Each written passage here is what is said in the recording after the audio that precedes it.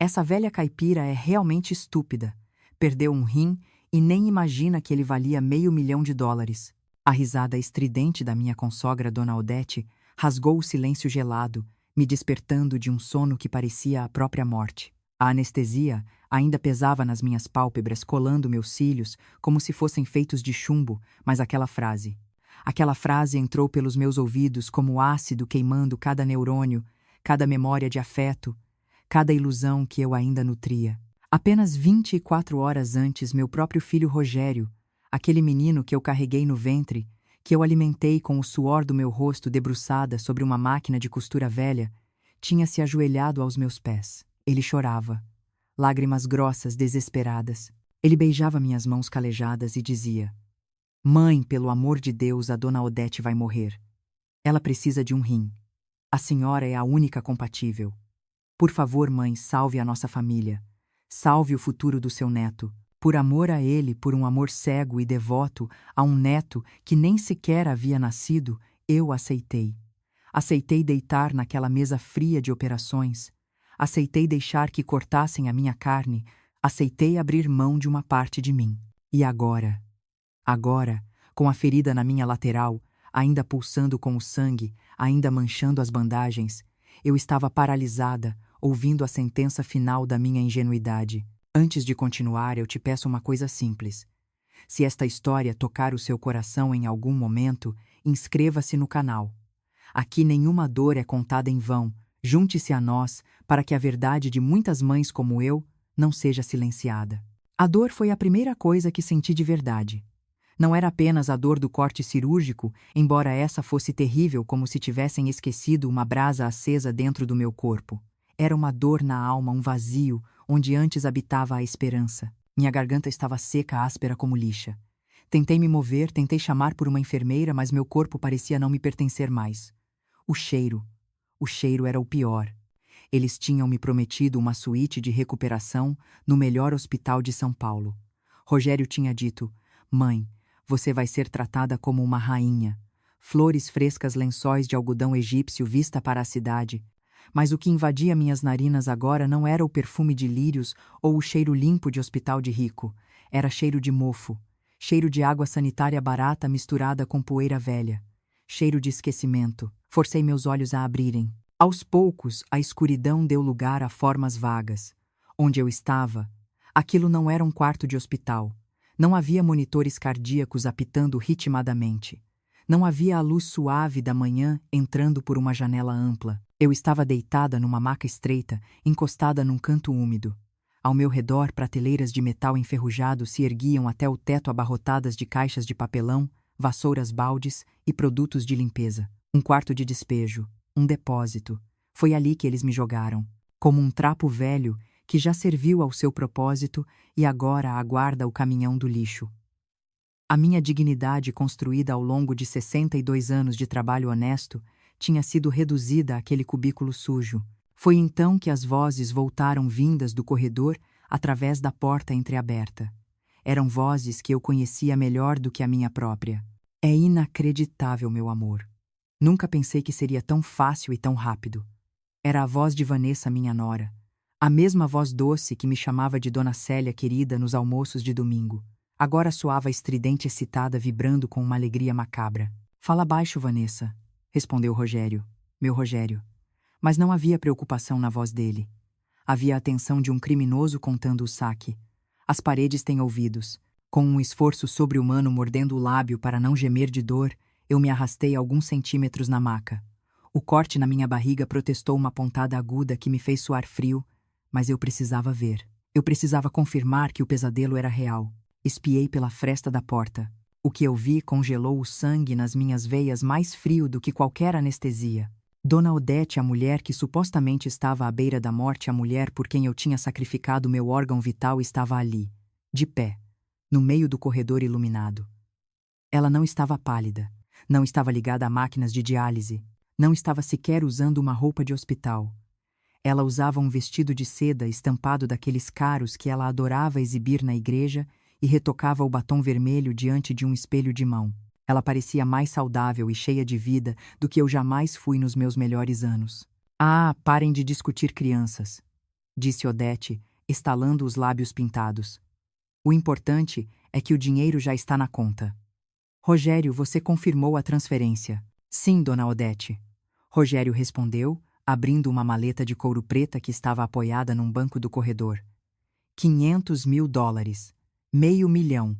O cliente está muito satisfeito com a mercadoria. Disse que o rim está em perfeito estado. Muito saudável para a idade daquela velha. O teto pareceu desabar sobre a minha cabeça. Cliente. Mercadoria. Aquela velha. Eu não era uma doadora. Eu não era uma heroína salvando a vida da avó do meu neto. Eu era gado. Gado de corte. Eles tinham me aberto, retirado uma peça de mim e vendido como se eu fosse um carro velho sendo desmontado em um ferro velho clandestino. Vanessa soltou uma risada que me deu náuseas, e ela nem desconfiou. Acredita, ela caiu direitinho na história de que minha mãe estava morrendo. Ah, vou salvar a vovó do meu netinho. Que idiota. É uma ignorante mesmo. Uma caipira que acha que o mundo é feito de orações e bolos de fubá. Dona Odete guardou o espelho na bolsa de grife e soltou aquela gargalhada que eu conhecia bem, aquela risada de quem se acha superior a tudo e a todos. Bom, temos que admitir que o rim dela vale ouro. Com esse dinheiro, podemos finalmente comprar aquela cobertura no Guarujá e parar de fingir que gostamos daquela casa caindo aos pedaços onde ela mora. Rogério, lembre-se de se livrar dela rápido. Não quero ela na minha casa atrapalhando. Me dá nojo olhar para aquela cara de sofrimento. Não se preocupe, minha sogra, disse meu filho. O sangue do meu sangue. O menino que eu ninei quando tinha febre. Já falei com o médico para dar alta para ela amanhã mesmo. Vou dar uns trocados para ela pegar o ônibus e voltar para aquele buraco na Zona Leste. Ela não tem mais utilidade nenhuma. Já tiramos a única coisa que valia algum dinheiro nela. Fechei os olhos. As lágrimas quentes e salgadas escorreram pelo meu rosto misturando-se ao suor frio. Não eram lágrimas de dor física. Eram lágrimas de luto. Naquele momento, naquela maca imunda, Célia, a mãe amorosa, morreu. Eles me esvaziaram. Não levaram apenas um rim. Levaram minha dignidade, minha fé nas pessoas, minha razão de viver. Meu filho me vendeu. Ele me esquartejou, tirou um pedaço de mim para financiar seus luxos, suas viagens, sua vida de aparências. Para eles eu não era um ser humano. Eu era um cheque de 500 mil dólares que andava e respirava. Eles me usaram, me descartaram, e agora riam da minha estupidez. Dê uns trocados para o ônibus. A frase ecoava na minha mente. Ele ia me mandar de volta para a casa de ônibus recém-operada com a barriga costurada, como se eu fosse um animal doente que se abandona na estrada. Tudo bem, Rogério. Tudo bem, Vanessa. Tudo bem, dona Odete. Apertei os lençóis sujos da maca com minhas mãos trêmulas. Minhas mãos de costureira calejadas por 40 anos de agulha e linha para sustentar aquele menino ingrato. Vocês acham que eu sou apenas uma velha estúpida. Acham que vou voltar para casa e morrer em silêncio, agradecendo a Deus por ter tentado salvar uma vida. Vocês cometeram um erro fatal. Vocês esqueceram que eu sou filha de nordestinos criada na dureza da vida. Vocês esqueceram que quem sabe costurar também sabe cortar. Eu juro pela Nossa Senhora Aparecida que sempre me protegeu que esta velha inútil, esta costureira que vocês acabaram de jogar no lixo, será o pior pesadelo de vocês. Vocês tiraram meu rim, mas acabaram de me dar um motivo para sobreviver. E esse motivo não é o amor, é a justiça. O som de passos se aproximando me fez abrir os olhos. Eram passos pesados de sapatos caros batendo no piso de linóleo. O coração disparou no meu peito oco. Era ele. Meu filho estava vindo para me dar o golpe de misericórdia. Sequei as lágrimas rapidamente nas mangas da camisola áspera. Eu não daria a ele o prazer de me ver chorar. Nunca mais. A porta se abriu com um estrondo, sem cuidado, sem carinho. A luz do corredor invadiu o depósito, ferindo meus olhos acostumados à penumbra. Rogério entrou. O cheiro do perfume importado dele invadiu o cubículo lutando contra o cheiro de mofo. Ele estava impecável. Terno italiano, cabelo engomado, relógio de ouro no pulso. Parecia um príncipe. Mas eu sabia que por dentro ele era podre.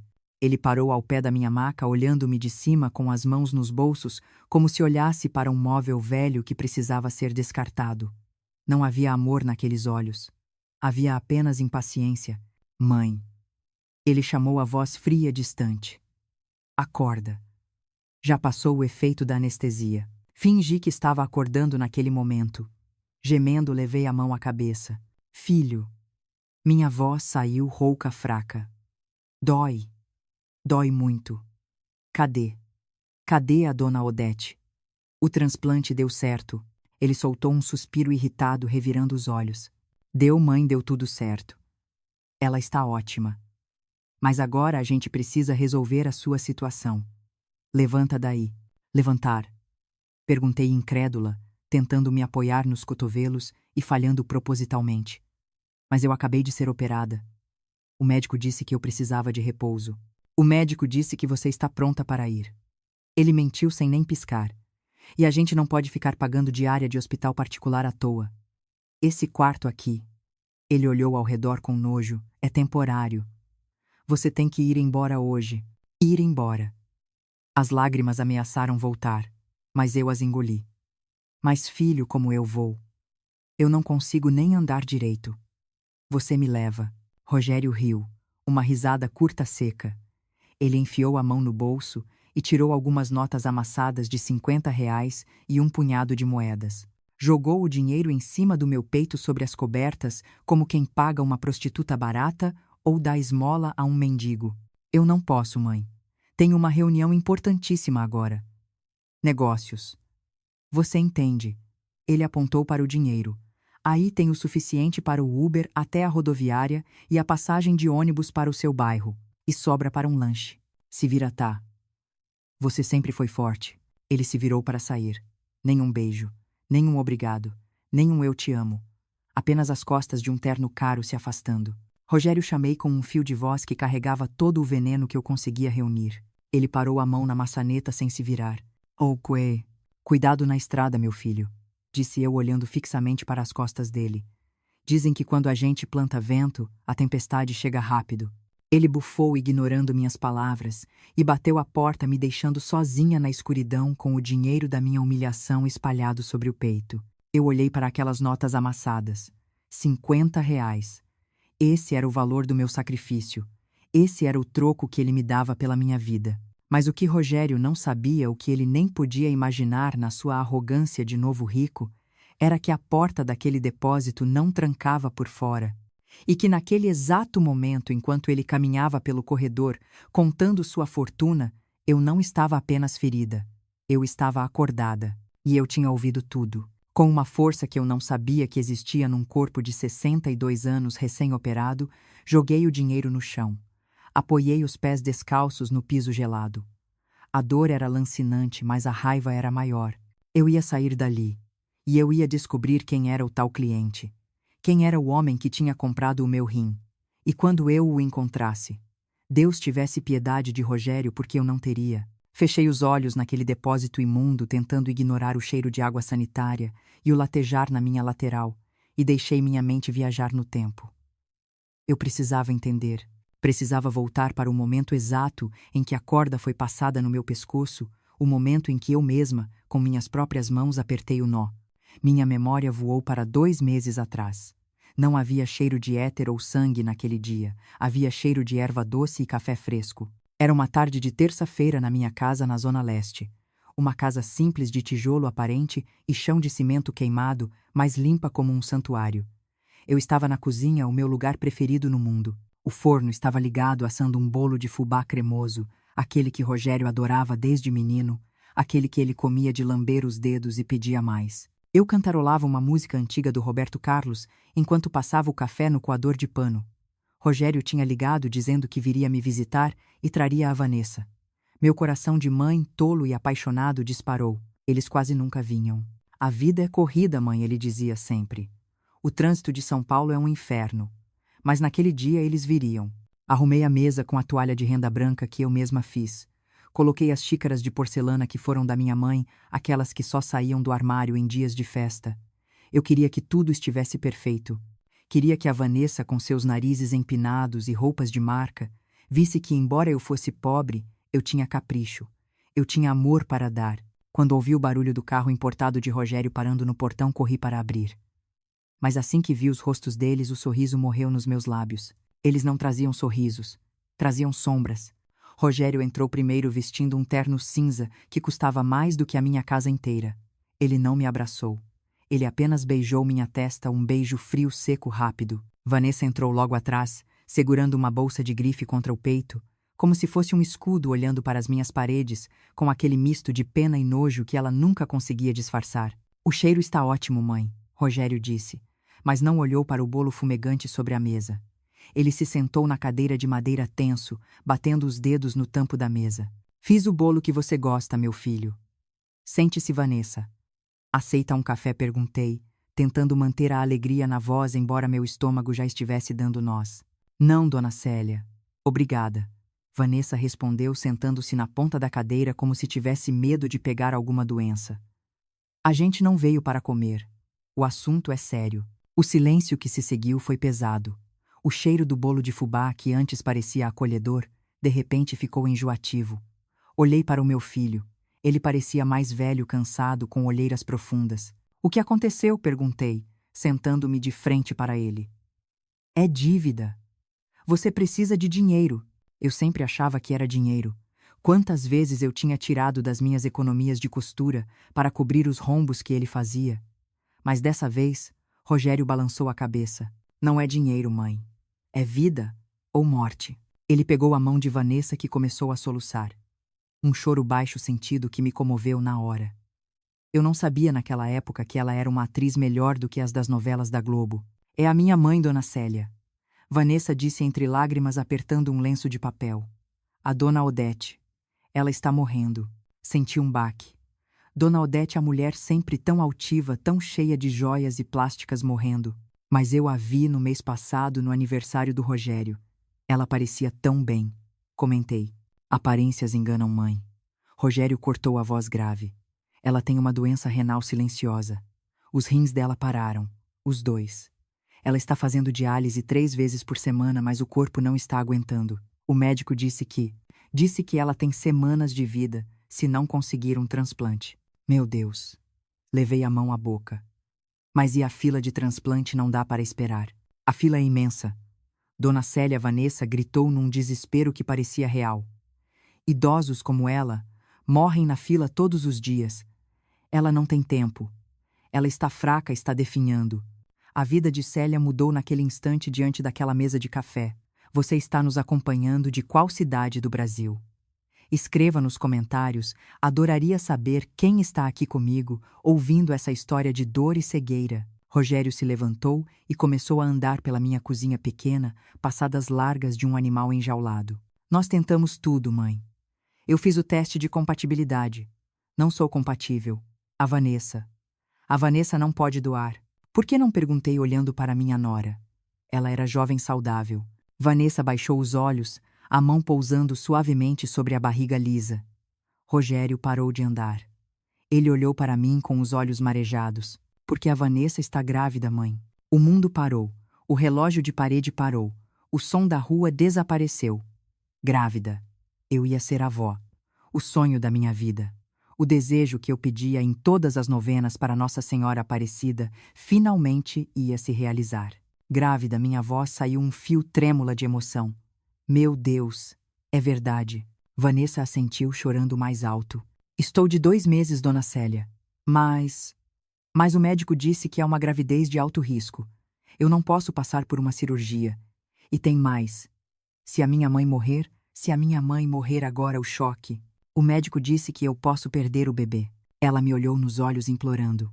Eu não vou aguentar enterrar a minha mãe e perder o meu filho ao mesmo tempo, dona Célia. Eu vou morrer junto. A armadilha estava armada. E era uma armadilha perfeita, feita sob medida para o meu coração mole. Eles não estavam pedindo um rim. Eles estavam pedindo a vida do meu neto. Eles estavam colocando a responsabilidade pela existência daquela criança nas minhas mãos calejadas. Rogério se aproximou. Ele fez algo que não fazia há anos. Ele se ajoelhou no chão de cimento, ignorando a calça cara. Ele pegou as minhas mãos, aquelas mãos ásperas de tanto trabalho, e as beijou. Senti as lágrimas dele molharem minha pele. Mãe, eu sei que é pedir muito. Eu sei que é uma loucura.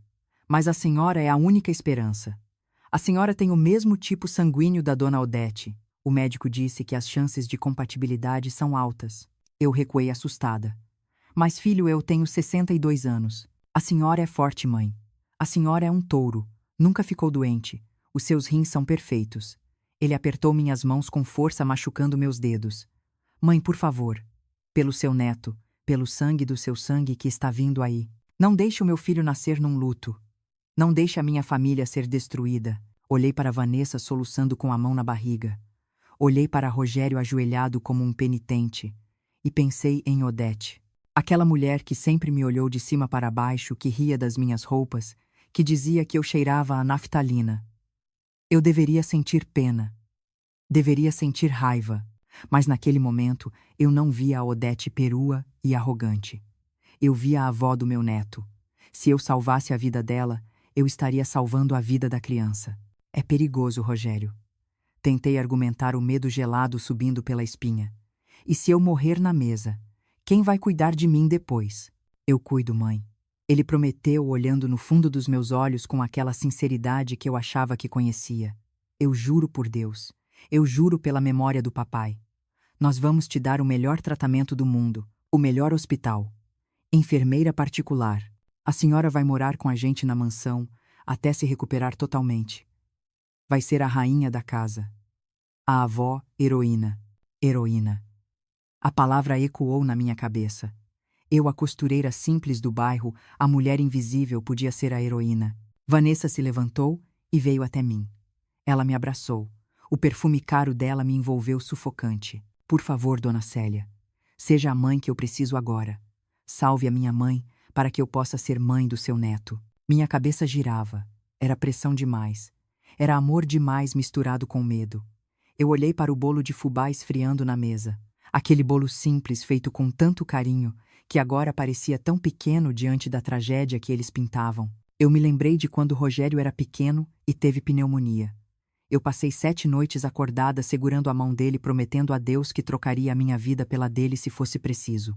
O amor de mãe não muda. Ele só fica mais perigoso. Respirei fundo. O cheiro do café se misturou com o medo. Tudo bem, eu disse a voz fraca. Eu faço o teste. Se for compatível, eu dou. Rogério se levantou num pulo e me abraçou. Mas não foi um abraço de alívio. Foi um abraço tenso, forte demais, quase violento. Obrigado, mãe. A senhora é uma santa. Uma santa. Vanessa parou de chorar quase instantaneamente. Ela enxugou o rosto e sorriu. Um sorriso que agora eu percebo não tinha gratidão. Tinha triunfo. Vamos marcar os exames para amanhã mesmo. Não podemos perder tempo. Ela disse, pegando o celular. Eles não ficaram para o café. Não comeram o bolo. Saíram da minha casa apressados para dar a boa notícia para a dona Odete, disseram. Eu fiquei ali na porta vendo o carro se afastar, sentindo um frio estranho, apesar do calor da tarde. Eu tinha acabado de assinar um contrato com o diabo, e a tinta era o meu próprio sangue. Eu só não sabia que o diabo vestia a roupa do meu filho. Voltei para o presente, para a maca dura do depósito. O som dos passos de Rogério se afastando no corredor ainda ecoava na minha cabeça. Ele tinha jogado R$ 50 em cima de mim. O preço do táxi, o preço do meu rim. Mas o que doía mais não era o dinheiro. Era a lembrança daquele dia na cozinha. A lembrança de como eles usaram o meu sonho de ser avó, o meu ponto mais fraco para me estripar. A Vanessa está grávida. Mentira. Era tudo mentira. Eu olhei para o teto manchado de infiltração daquele quartinho.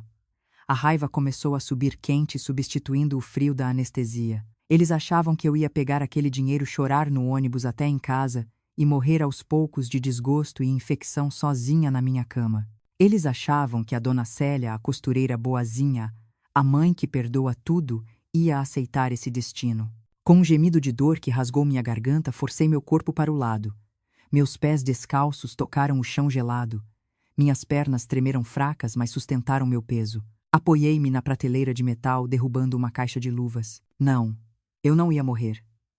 Eu não ia para casa. Eu ia descobrir quem era o tal cliente. Quem era o homem que pagou $500.000 pela minha carne. E eu ia fazer Rogério, Vanessa e Odete se arrependerem do dia em que nasceram. Arrastei-me até a porta. O corredor estava vazio. O hospital de luxo estava silencioso. Eu ia começar a minha caçada agora. E a primeira pista estava na conversa que eu ouvi. O cliente está muito satisfeito. O cliente estava naquele hospital, provavelmente no andar VIP. Dei o primeiro passo para fora do depósito. Um passo de dor. Um passo de fúria. Um passo de vingança. Cada passo para fora daquele depósito era uma batalha contra a gravidade e contra a minha própria biologia. O corredor do hospital se estendia à minha frente como um túnel sem fim, frio, estéril, iluminado por aquelas luzes fluorescentes que zumbiam como moscas varejeiras dentro da minha cabeça.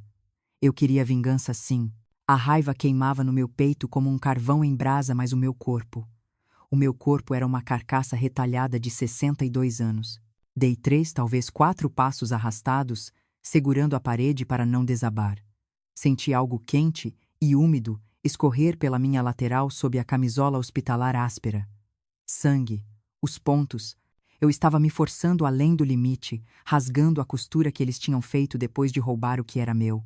A dor veio em ondas náuseas violentas que me fizeram dobrar os joelhos. O mundo girou. O teto e o chão trocaram de lugar. Não consegui chegar ao elevador. Minhas pernas fracas e trêmulas cederam. Caí pesadamente contra um carrinho de limpeza de metal estacionado num recuo do corredor. O barulho foi estrondoso no silêncio da madrugada, mas ninguém veio. Ninguém se importava com o que acontecia na ala de serviços. Eu estava na parte invisível do hospital, onde o lixo e a mercadoria descartada ficavam. Encolhida no chão frio, abracei meus joelhos tentando conter o latejar na minha barriga. E foi ali, naquele chão gelado, que a fúria que me impulsionava momentaneamente se apagou, dando lugar a uma escuridão absoluta. Olhei para o carrinho de limpeza. Havia panos sujos, sacos de lixo e produtos químicos. Meus olhos focaram num frasco de plástico branco com um rótulo de caveira laranja. Água sanitária industrial, cloro puro. De repente a vingança pareceu algo distante e impossível. Quem eu estava tentando enganar?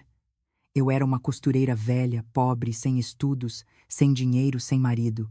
Meu único filho, a razão da minha existência, tinha acabado de jogar R$ 50 na minha cara e me mandado morrer longe para não atrapalhar. Ele me via como lixo. Talvez eu fosse lixo. Se o fruto do meu ventre, aquele que eu amamentei e protegi, era capaz de tal crueldade, que valor eu tinha? Que tipo de mãe cria um monstro? A culpa não era dele. A culpa era minha. Eu devia ter falhado. Eu devia ter errado tudo. Estiquei a mão trêmula em direção ao frasco de cloro. Para que lutar? Para que viver com essa dor no peito que doía mais que o corte da cirurgia? Se eu bebesse aquilo, acabaria rápido. O Rogério ficaria feliz. A Vanessa ficaria feliz. Eu não seria mais um estorbo. Eu seria apenas uma memória triste, uma nota de rodapé na vida brilhante que eles queriam ter. A mãe morreu de complicações. Seria limpo. Seria o último ato de amor de uma mãe estúpida desaparecer para não incomodar. Meus dedos tocaram o plástico frio da garrafa. Desenrosquei a tampa. O cheiro químico e acre subiu queimando minhas narinas, mas parecia melhor do que o cheiro da traição. Fechei os olhos. Nossa Senhora me perdoa, sussurrei. Mas eu não aguento mais. Levei o frasco à boca. Não. Uma mão forte agarrou meu pulso, impedindo o movimento. O frasco foi arrancado dos meus dedos e jogado longe, batendo na parede e derramando o líquido corrosivo no chão. Abri os olhos assustada, esperando ver um segurança, ou pior, o Rogério voltando para terminar o serviço. Mas não era ele. Diante de mim, ajoelhado no chão sujo, sem se importar com a calça branca do uniforme, estava um médico. Um homem alto de ombros largos com uma máscara cirúrgica pendurada no pescoço. Ele tinha olhos escuros profundos, que me encaravam com um misto de terror e compaixão que eu não conseguia compreender. Ele segurava meus pulsos com firmeza, mas sem me machucar. Ele estava tremendo. Dona Célia. A voz dele saiu embargada rouca. Pelo amor de Deus, Dona Célia. Não faz isso. A senhora não pode fazer isso. Eu olhei para ele confusa. Como ele sabia meu nome? Será que era o médico que me operou? Aquele que me abriu como um animal no açougue? Tentei me soltar, tomada pelo pânico. Me deixa, gritei com a voz fraca. Me deixa morrer. Eu não tenho mais nada. Eles levaram tudo, eles me venderam. Eu sei de tudo, ele disse, e para minha surpresa vi lágrimas se formarem nos olhos dele. Ele soltou meus pulsos e segurou meu rosto com as 2 mãos, obrigando-me a olhar para ele. Mas a senhora não pode desistir. A senhora não é lixo, Dona Célia. A senhora é a pessoa mais importante que eu já conheci. Fiquei paralisada. Quem era aquele homem? Ele percebeu minha confusão. Soltou meu rosto e, com um movimento rápido, pegou a minha mão esquerda. Ele virou a palma da minha mão para cima e passou o polegar suavemente sobre uma cicatriz antiga, uma linha branca e irregular que cortava a base do meu polegar até o pulso. Uma cicatriz de 30 anos atrás. De quando uma agulha grossa de máquina industrial quebrou e rasgou minha carne enquanto eu costurava uniformes escolares para pagar as contas depois que fiquei viúva.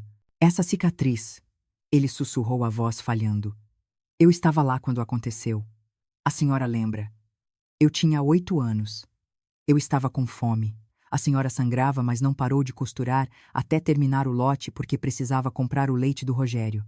E mesmo sangrando, a senhora dividiu o seu pão comigo. O tempo parou. O cheiro de cloro desapareceu, substituído por uma memória olfativa que veio do fundo da minha alma, cheiro de tecido de óleo de máquina e, de vezes, alfazema. O perfume que eu sempre usei. O perfume barato que era minha única vaidade. Olhei para o médico. Olhei para os olhos dele. E, de repente, não vi o homem de 38 anos. Vi um menino. Um menino magricela, sujo de graxa, com os olhos grandes e assustados que ficava rondando a porta da minha oficina, revirando o lixo. Lucas, o menino de rua. Lucas! Minha voz saiu num sopro. Oh, o Luquinha! Ele sorriu, e as lágrimas escorreram pelo rosto dele molhando a máscara cirúrgica. Sou eu, Dona Célia. Sou eu. O menino que a senhora alimentou. O menino que a senhora deixou dormir no chão da oficina nas noites de chuva escondido do patrão. O menino a quem a senhora disse: "Você vai ser alguém na vida, Lucas. Não deixe a rua te comer." Meu Deus. O choque foi tão grande que a dor da cirurgia sumiu por um instante. Lucas. O menino que desapareceu um dia e por quem eu rezei tantas noites achando que tinha morrido ou entrado para o crime. Você. Você virou doutor. Toquei o rosto dele incrédula. Virei Dona Célia. Graças à senhora. Graças àquelas palavras. Eu estudei. Eu lutei. Eu virei médico anestesista. Ele segurou minha mão contra o peito dele onde o coração batia acelerado. Eu estava na sala de cirurgia hoje. Eu fui o anestesista da sua operação. Senti um calafrio. Ele estava lá. Ele viu. Você. Você viu o que eles fizeram? Perguntei, sentindo a vergonha me queimar. Você viu o Rogério? Eu vi. O rosto dele endureceu. A doçura do menino desapareceu, dando lugar à fúria de um homem. Eu vi quando ele assinou os papéis sem ler. Eu vi quando ele negociou o preço. Eu ouvi quando ele riu com a sogra no corredor enquanto a senhora estava sedada. Eu quis matá-lo, Dona Célia. Eu juro. Quando ele entrou naquele depósito agora há pouco e jogou dinheiro na senhora, eu estava escondido atrás da porta ao lado. Eu estava pronto para pular no pescoço dele. Por que não pulou? Perguntei, sentindo as lágrimas voltarem. Por que deixou ele fazer isso comigo? Porque eu precisava salvar a senhora primeiro. Ele disse sério. Se eu tivesse interferido antes, eles teriam levado a senhora para outro lugar. Um lugar onde eu não pudesse proteger. Mas agora, eles acham que venceram. Eles acham que a senhora está quebrada e indo para casa morrer. E é isso que vai nos dar a vantagem. Ele se levantou e me pegou nos braços com cuidado como se eu fosse de vidro. Eu era pesada, mas ele me ergueu sem esforço. Eu não vou deixar a senhora morrer, Dona Célia. Nunca. A senhora salvou a minha vida com um pão com manteiga e um copo de leite quente quando ninguém olhava para mim. Agora é a minha vez. Para onde você está me levando? Perguntei, encostando a cabeça no ombro dele, sentindo-me segura pela primeira vez em meses. Para onde a senhora deveria ter ido desde o começo? Ele disse caminhando rápido pelo corredor deserto em direção aos elevadores de serviço. A senhora queria saber quem é o comprador, não queria.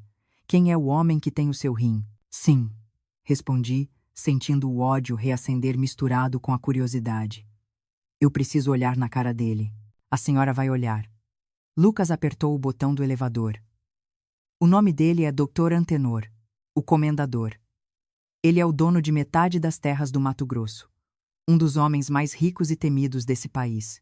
E ele está na suíte presidencial no último andar, achando que uma doadora anônima e altruísta salvou a vida dele. A porta do elevador se abriu. Lucas entrou comigo nos braços. Ele não sabe que o rim foi roubado, Dona Célia. Lucas olhou nos meus olhos. O Dr. Antenor é um homem duro, mas tem um código de honra antigo. Ele odeia mentiras. E ele odeia ladrões. Quando ele souber o que o Rogério fez, quando ele souber que está carregando um órgão roubado de uma mãe. Lucas não precisou terminar a frase. Eu entendi. Se o meu filho tinha vendido a mãe por dinheiro, ele tinha acabado de vender para o homem errado. O tal comendador não era apenas um cliente rico, era um homem de poder. E se Lucas estivesse certo sobre o código de honra dele, Rogério não tinha apenas cometido um crime, ele tinha assinado sua própria sentença. O elevador começou a subir. Deixamos o porão, o depósito, o lixo para trás. Lucas, sussurrei apertando o jaleco dele. Eu estou com medo. Não precisa ter medo, minha mãe. Ele disse a palavra mãe com uma reverência que Rogério nunca teve. A senhora não está mais sozinha. A senhora tem um filho agora. Um filho que escolheu a senhora. Fechei os olhos enquanto o elevador subia veloz em direção à cobertura. Eu tinha perdido um filho de sangue, um traidor que me vendeu. Mas Deus, em sua infinita misericórdia e ironia, tinha me devolvido o menino de rua que eu alimentei há 30 anos. A lei do retorno não falha. O pão que eu lancei sobre as águas tinha voltado, e agora ele voltaria em forma de justiça.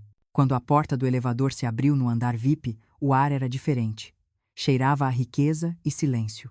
Lucas me colocou numa cadeira de rodas que estava no corredor e empurrou em direção à porta dupla de madeira maciça no final do hall. Pronta, dona Célia? Ele perguntou, a mão no meu ombro. Respirei fundo, sentindo a dor da cirurgia, a dor da traição e a força nova que nascia da aliança com aquele rapaz. Pronta. Vamos acordar o comendador. A porta de carvalho maciço se abriu diante de nós como a entrada de um outro mundo. Lucas empurrou minha cadeira de rodas com cuidado sobre o tapete persa espesso que abafava o som das rodas e dos nossos passos, criando um silêncio quase religioso. O ar ali dentro era diferente do resto do hospital. Não cheirava a doença ou a morte. Cheirava a couro envelhecido, charutos caros e, acima de tudo, cheirava a poder. Eu me encolhi na cadeira.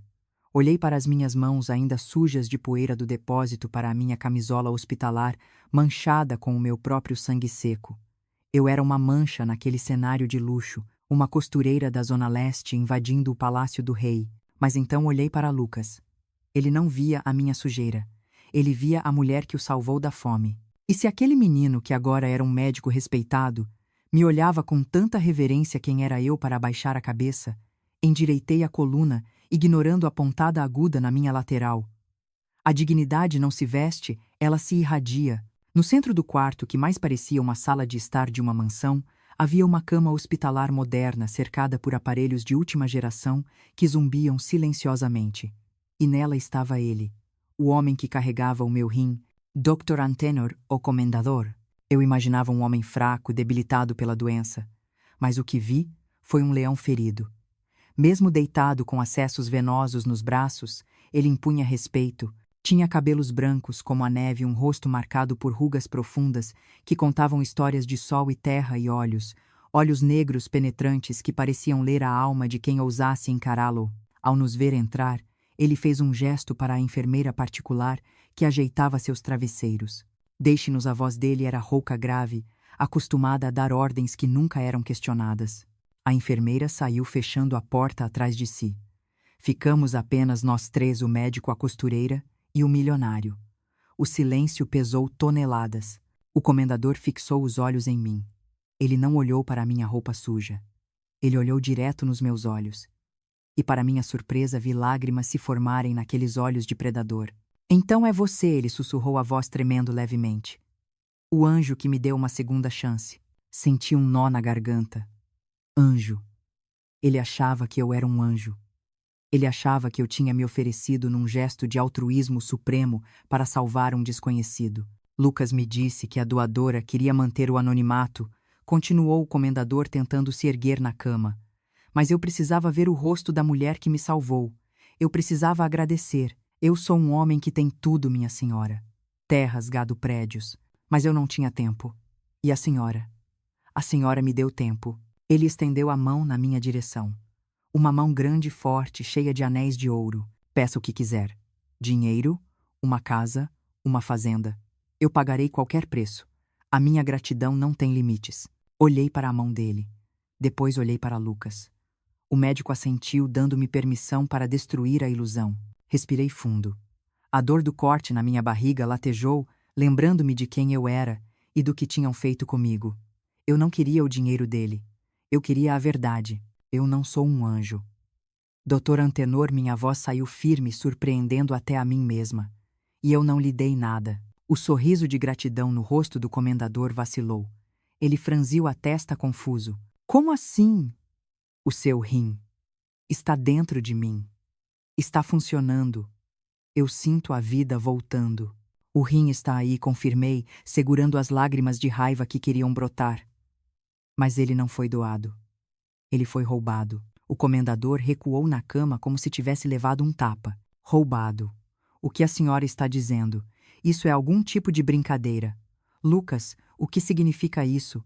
Lucas deu um passo à frente, colocando a mão no ombro do velho homem. Não é brincadeira, comendador. A dona Célia. Ela foi vítima de uma fraude. O filho dela, Rogério, e a nora Vanessa armaram tudo. Eles disseram a ela que o rim era para a mãe da Vanessa, a dona Odete. Disseram que era para salvar a avó do neto dela. Eles usaram o amor de mãe dela como arma. Completei minha voz, ganhando força. Me fizeram acreditar que eu estava salvando minha família. Mas enquanto eu estava na mesa de cirurgia sendo cortada, eles estavam no corredor vendendo o meu órgão para o senhor. Eu ouvi Doutor Antenor. Eu acordei num depósito de lixo e ouvi meu filho contando o dinheiro. $500.000. O rosto do comendador passou do choque para uma palidez mortal e depois para um vermelho de fúria absoluta. As máquinas ao redor dele começaram a apitar mais rápido, registrando o aumento da pressão arterial. Eles me venderam. Um órgão roubado. Ele rosnou cada palavra, saindo com dificuldade como pedras sendo trituradas. Eles me fizeram. Um receptor de mercadoria humana. Sim, disse Lucas. Eles enganaram a senhora Dona Célia. E enganaram o senhor. Eles transformaram um ato médico sagrado em um balcão de negócios sujos. O comendador fechou os olhos. As mãos dele agarravam os lençóis de seda com tanta força que os nós dos dedos ficaram brancos. Ele não estava apenas com raiva. Ele estava ofendido, profundamente ofendido. Para um homem como ele, criado na velha guarda, onde a honra e a palavra valem mais que a assinatura em cartório, aquilo era a pior das profanações. Ele podia ser duro, podia ser implacável nos negócios, mas não era um abutre. Ele não se alimentava da desgraça alheia.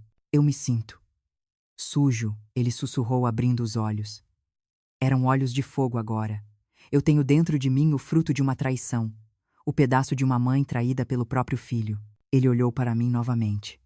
Mas agora o olhar não era de gratidão, era de solidariedade, de um guerreiro reconhecendo o outro no campo de batalha. Quem é o seu filho? Ele perguntou.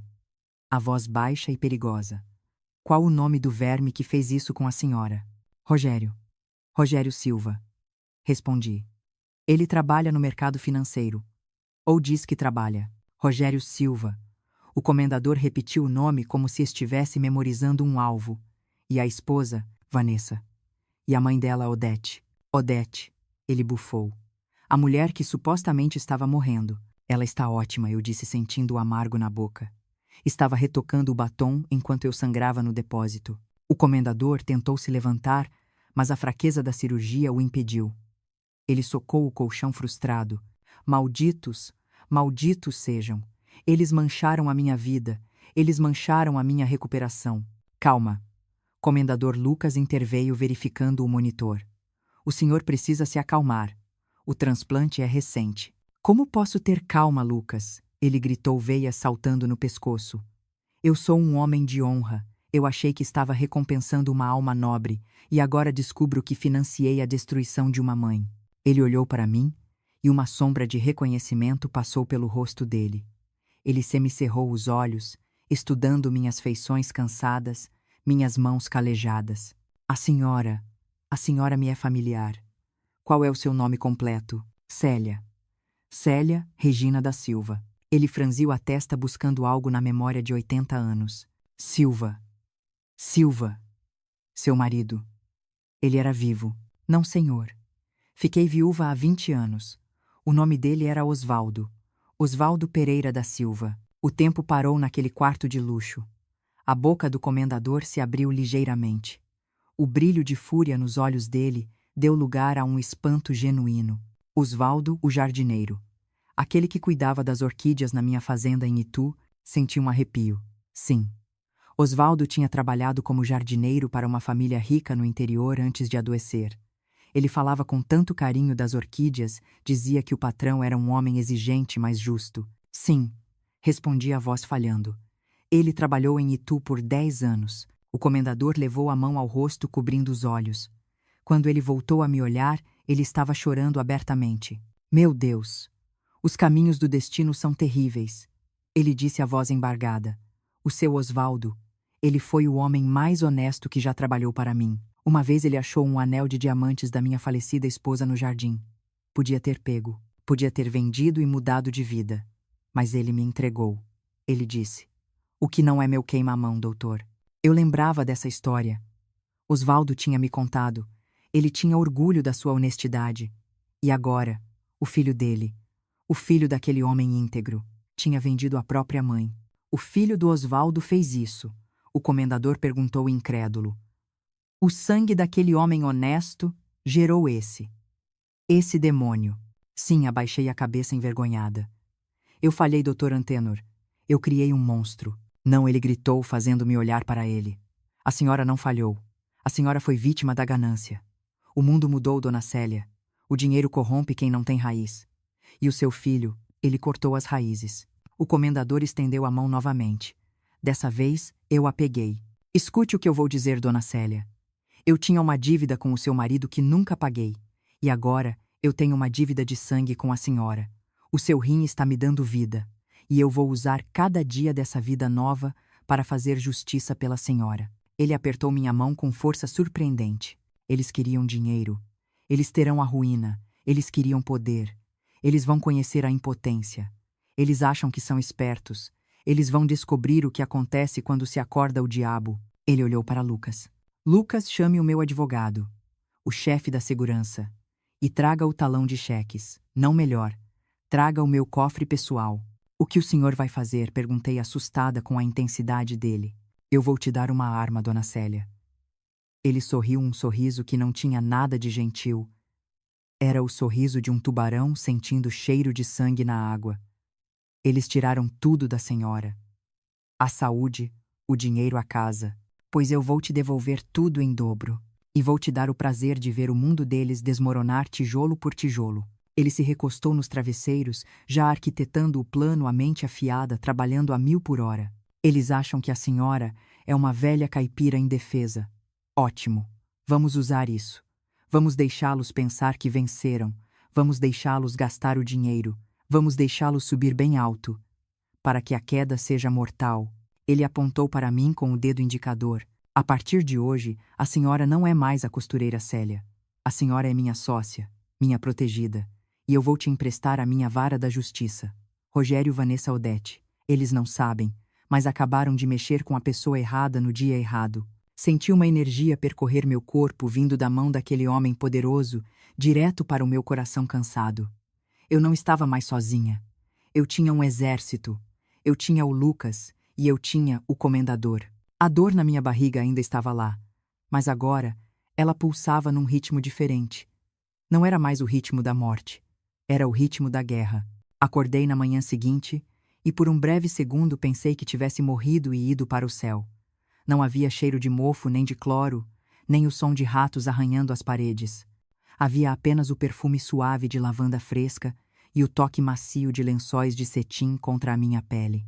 Abri os olhos e vi um teto alto decorado com gesso e uma janela imensa que deixava entrar a luz dourada do sol de São Paulo, filtrada por cortinas de voaio. Tentei me mexer e a dor na minha lateral me lembrou de que eu ainda estava viva e de que o inferno era real. Mas ao olhar para o lado vi um vaso de cristal com orquídeas brancas e um cartão manuscrito sobre a mesa de cabeceira. A letra era forte masculina. Para minha salvadora. Descanse. A guerra começa quando você estiver pronta. Antenor. Eu não estava mais no depósito de lixo. Eu estava na suíte presidencial do hospital protegida pelo homem mais poderoso que eu já tinha conhecido. Mas proteção não era suficiente. Eu precisava de armadura. Levantei-me com dificuldade, apoiando-me nos móveis de madeira nobre. Fui até o espelho do banheiro. O reflexo me assustou. Quem era aquela mulher? Cabelos grisalhos desgrenhados, pele pálida, olheiras fundas, vestindo uma camisola hospitalar que cheirava a derrota. Aquela era a Célia costureira. A Célia que aceitava migalhas. A Célia que o filho vendeu por R$ 50 e um rim. Toquei meu próprio rosto. A pele estava flácida, marcada pelo tempo e pelo sofrimento. Acabou. Sussurrei para o espelho.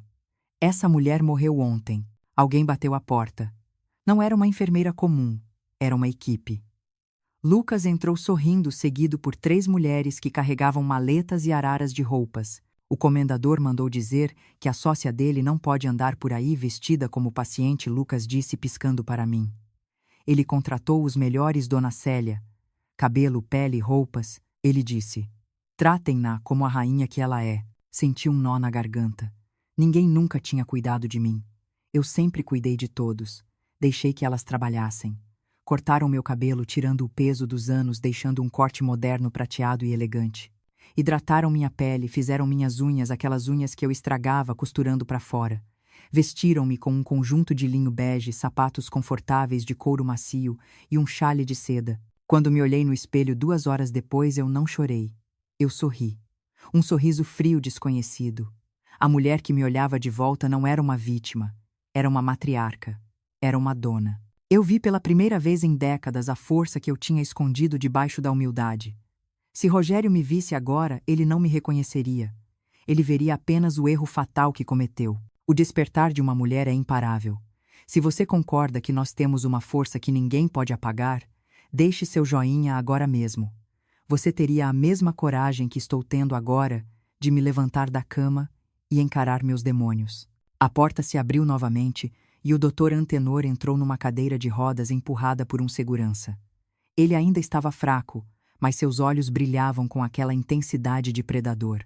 Ao lado dele caminhava um homem baixo, calvo, com óculos de aro grosso e uma pasta de couro surrada debaixo do braço. Dona Célia, Antenor disse a voz rouca de admiração. A senhora está magnífica. Estou pronta, comendador. Respondi, sentando-me na poltrona de veludo.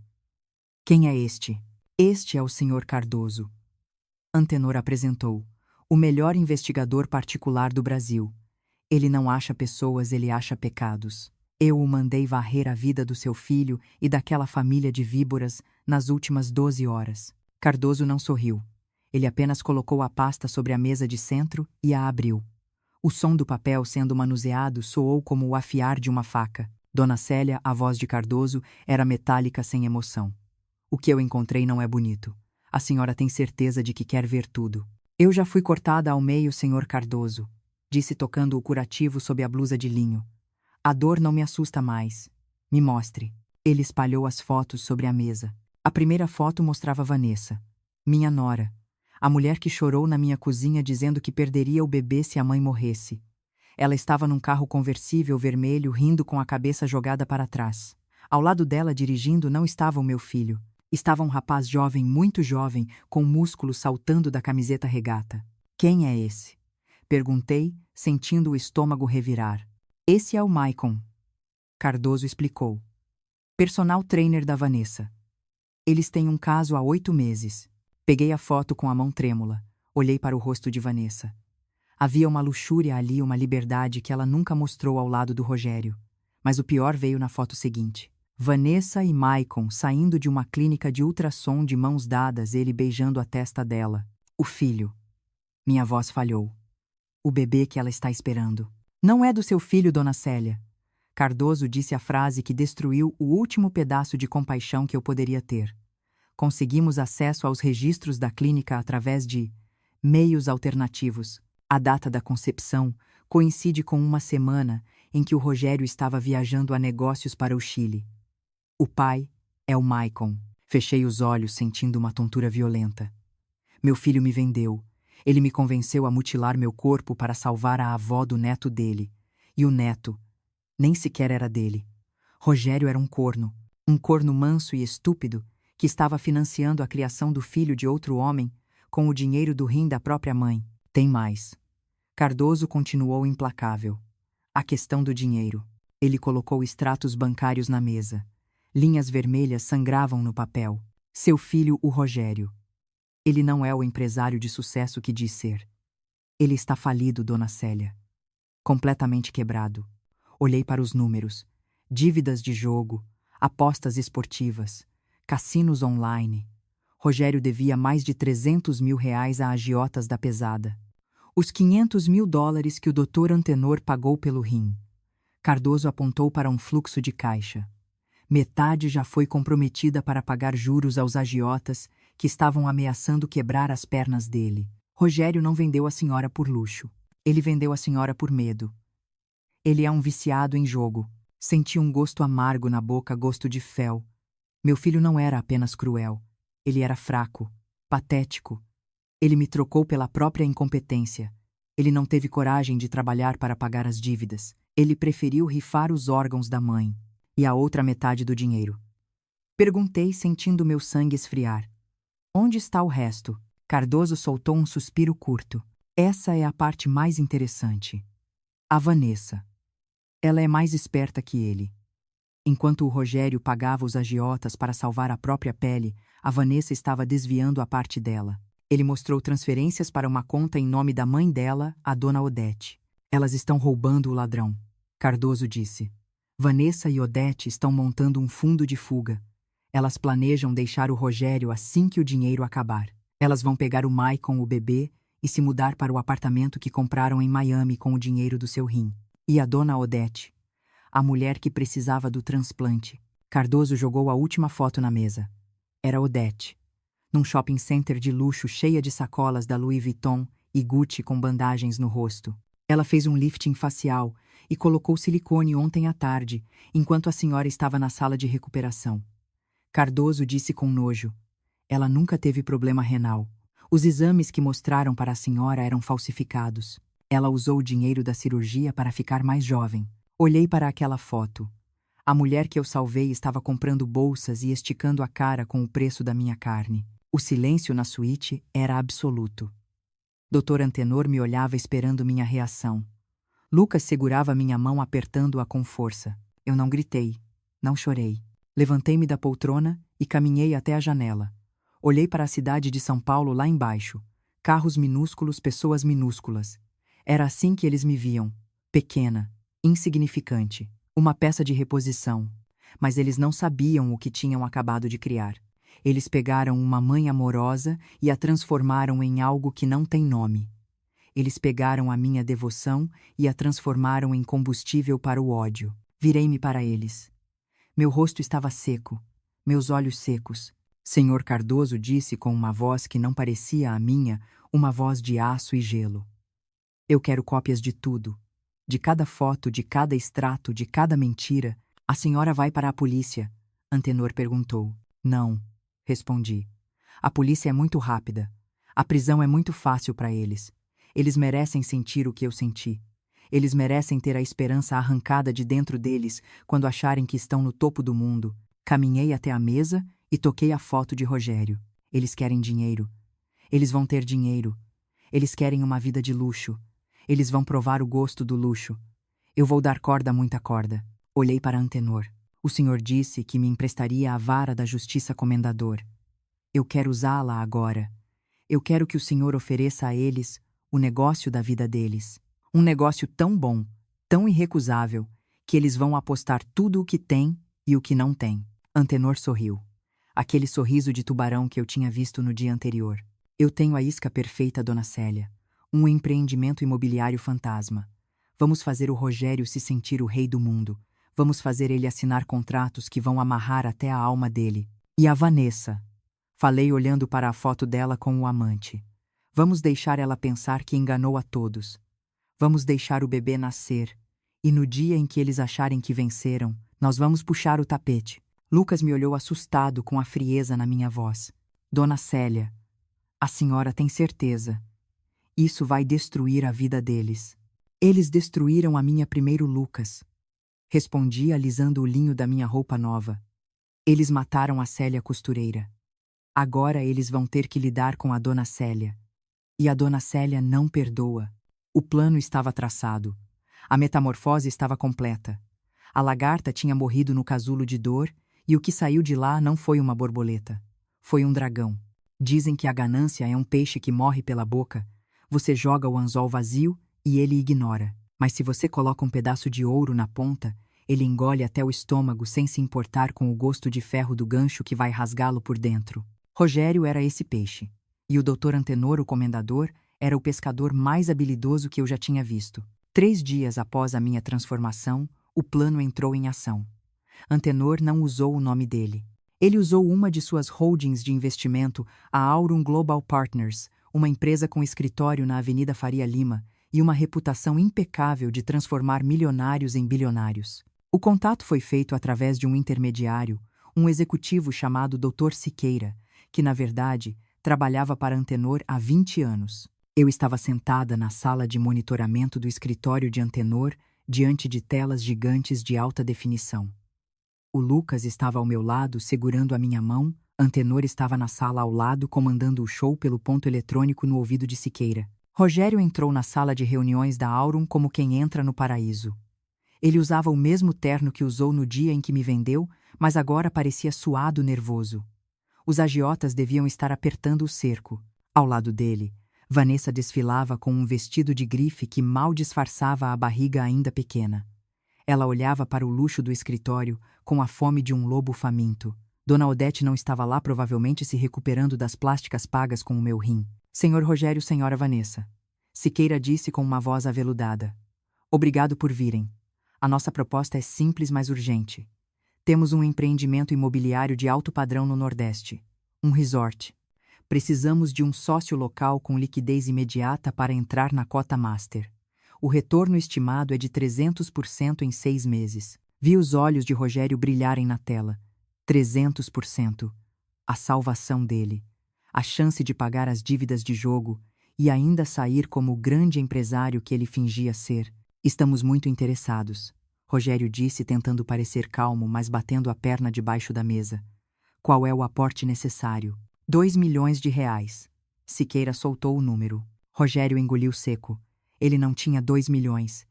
Ele tinha o que sobrou da venda do meu rim, talvez uns $200 mil, agora depois de pagar os juros atrasados dos agiotas. É um valor considerável. Ele gaguejou. Nós temos liquidez, claro, mas a maior parte está imobilizada em ativos. Foi aí que Vanessa interveio. Ela colocou a mão na coxa de Rogério e apertou. Eu vi o movimento pela câmera escondida embaixo da mesa. As unhas dela pintadas de vermelho sangue cravaram na carne dele. Amor, não seja modesto, ela disse com aquele sorriso falso. Nós podemos levantar esse valor. Temos propriedades, temos garantias. Exatamente o que precisamos. Siqueira sorriu, empurrando um contrato grosso sobre a mesa de vidro. A Aurum aceita garantias reais. Imóveis, veículos, joias. E claro, aporte em espécie. Se os senhores assinarem hoje, garantem a cota. Se deixarem para amanhã, temos uma fila de investidores esperando. Era a pressão, o medo de perder a oportunidade, o medo de ser descoberto como uma fraude. Siqueira continuou. Porém, preciso ser transparente. O contrato de garantia é irrevogável. Se houver falha no aporte final em 30 dias, a Aurum executa as garantias imediatamente. Sem choro, sem vela. É o preço do alto retorno. Nós aceitamos. Vanessa disse antes mesmo de Rogério abrir a boca. Vanessa. Rogério sussurrou, suando frio. Isso é tudo o que a gente tem. A casa, os carros, o dinheiro da operação da minha mãe. Cala a boca, seu frouxo. Ela sibilou baixo o suficiente para Siqueira fingir que não ouviu, mas alto o suficiente para os microfones captarem. Você quer que os agiotas quebrem as suas pernas amanhã? Ou quer ficar rico de verdade e se livrar desses problemas? Assina logo essa porcaria. Eu assisti àquela cena com o estômago embrulhado. Meu filho estava vendendo a própria alma e a alma da família dele por medo e ganância. Mas o que mais me doeu não foi a estupidez dele, foi a frieza dela. E tem mais uma coisa, Dr. Siqueira. Vanessa disse, voltando a sorrir para o executivo. Esse investimento, ele é seguro certo, porque nós tivemos um custo alto para conseguir esse capital inicial. Tivemos que nos livrar de um peso morto na família. Siqueira, treinado por Antenor, ergueu uma sobrancelha. Peso morto. A mãe do Rogério. Ela riu, e aquele som foi como vidro moído nos meus ouvidos. Uma velha inútil que só dava despesa. Mas felizmente ela foi útil no final. Digamos que ela nos deixou uma herança antecipada. Ela morreu? Siqueira perguntou, seguindo o roteiro. Para todos os efeitos, sim. Rogério respondeu a voz fria, tentando impressionar a esposa. Ela não faz mais parte das nossas vidas. O que era dela agora é nosso, e nós vamos multiplicar. Senti as lágrimas quentes escorrerem pelo meu rosto maquiado. Para todos os efeitos, sim. Ele me matou, em vida. Para ele, eu não passava de um cadáver que tinha deixado uma carteira recheada. Apertei a mão de Lucas. Ele estava tenso, com o maxilar travado. Calma, dona Célia. Ele sussurrou. Eles estão assinando a própria sentença. Olhe. Na tela, Rogério pegou a caneta Mont Blanc dourada. A mão dele tremia, mas a ganância firmou o pulso. Ele assinou. Assinou a hipoteca da casa onde morava. Assinou a entrega dos carros importados. Assinou a transferência de todo o dinheiro que tinha restado da venda do meu corpo. Ele entregou tudo para a empresa de fachada do homem que tinha o meu rim. Feito. Siqueira recolheu os documentos com um sorriso profissional. Bem-vindos a Aurum. O champanhe será servido na festa de gala daqui a 3 dias. Eles se levantaram, apertaram as mãos e saíram rindo, celebrando a riqueza que nunca teriam. A máscara está começando a cair. Clique no like se você quer ver a justiça ser feita. Quem você acha que é o verdadeiro vilão dessa história? A nora manipuladora ou o filho fraco? Deixe sua opinião. Quero saber o que você pensa. Mas a parte mais perigosa do plano ainda estava por vir. Eu precisava sair do prédio. Eu precisava voltar para o hotel sem ser vista. Antenor entrou na sala de monitoramento batendo palmas lentas. Foi perfeito, Célia. Perfeito. Eles morderam a isca, a linha e a vara. Agora eles são nossos. Eles não são seus, Antenor. Respondi limpando o rosto e recuperando minha postura de dona. Eles são meus. E eu vou cobrar cada centavo. Vamos. O motorista está esperando na garagem. Lucas disse. Descemos pelo elevador privativo. Mas o destino, esse brincalhão cruel, tinha mais uma surpresa reservada. Quando o elevador chegou ao subsolo, a porta se abriu. E lá, a menos de 10 metros de distância, esperando o manobrista trazer o carro, estavam Rogério e Vanessa. Eles tinham descido pelo elevador social e estavam parados bem na frente da saída VIP. Lucas congelou. Antenor fez sinal para o segurança fechar a porta, mas o sensor de presença impediu. A porta ficou aberta. Eu estava dentro do elevador. Eles estavam fora. Rogério virou a cabeça. Ele olhou na direção do elevador. O tempo parou. Eu vi os olhos dele se estreitarem.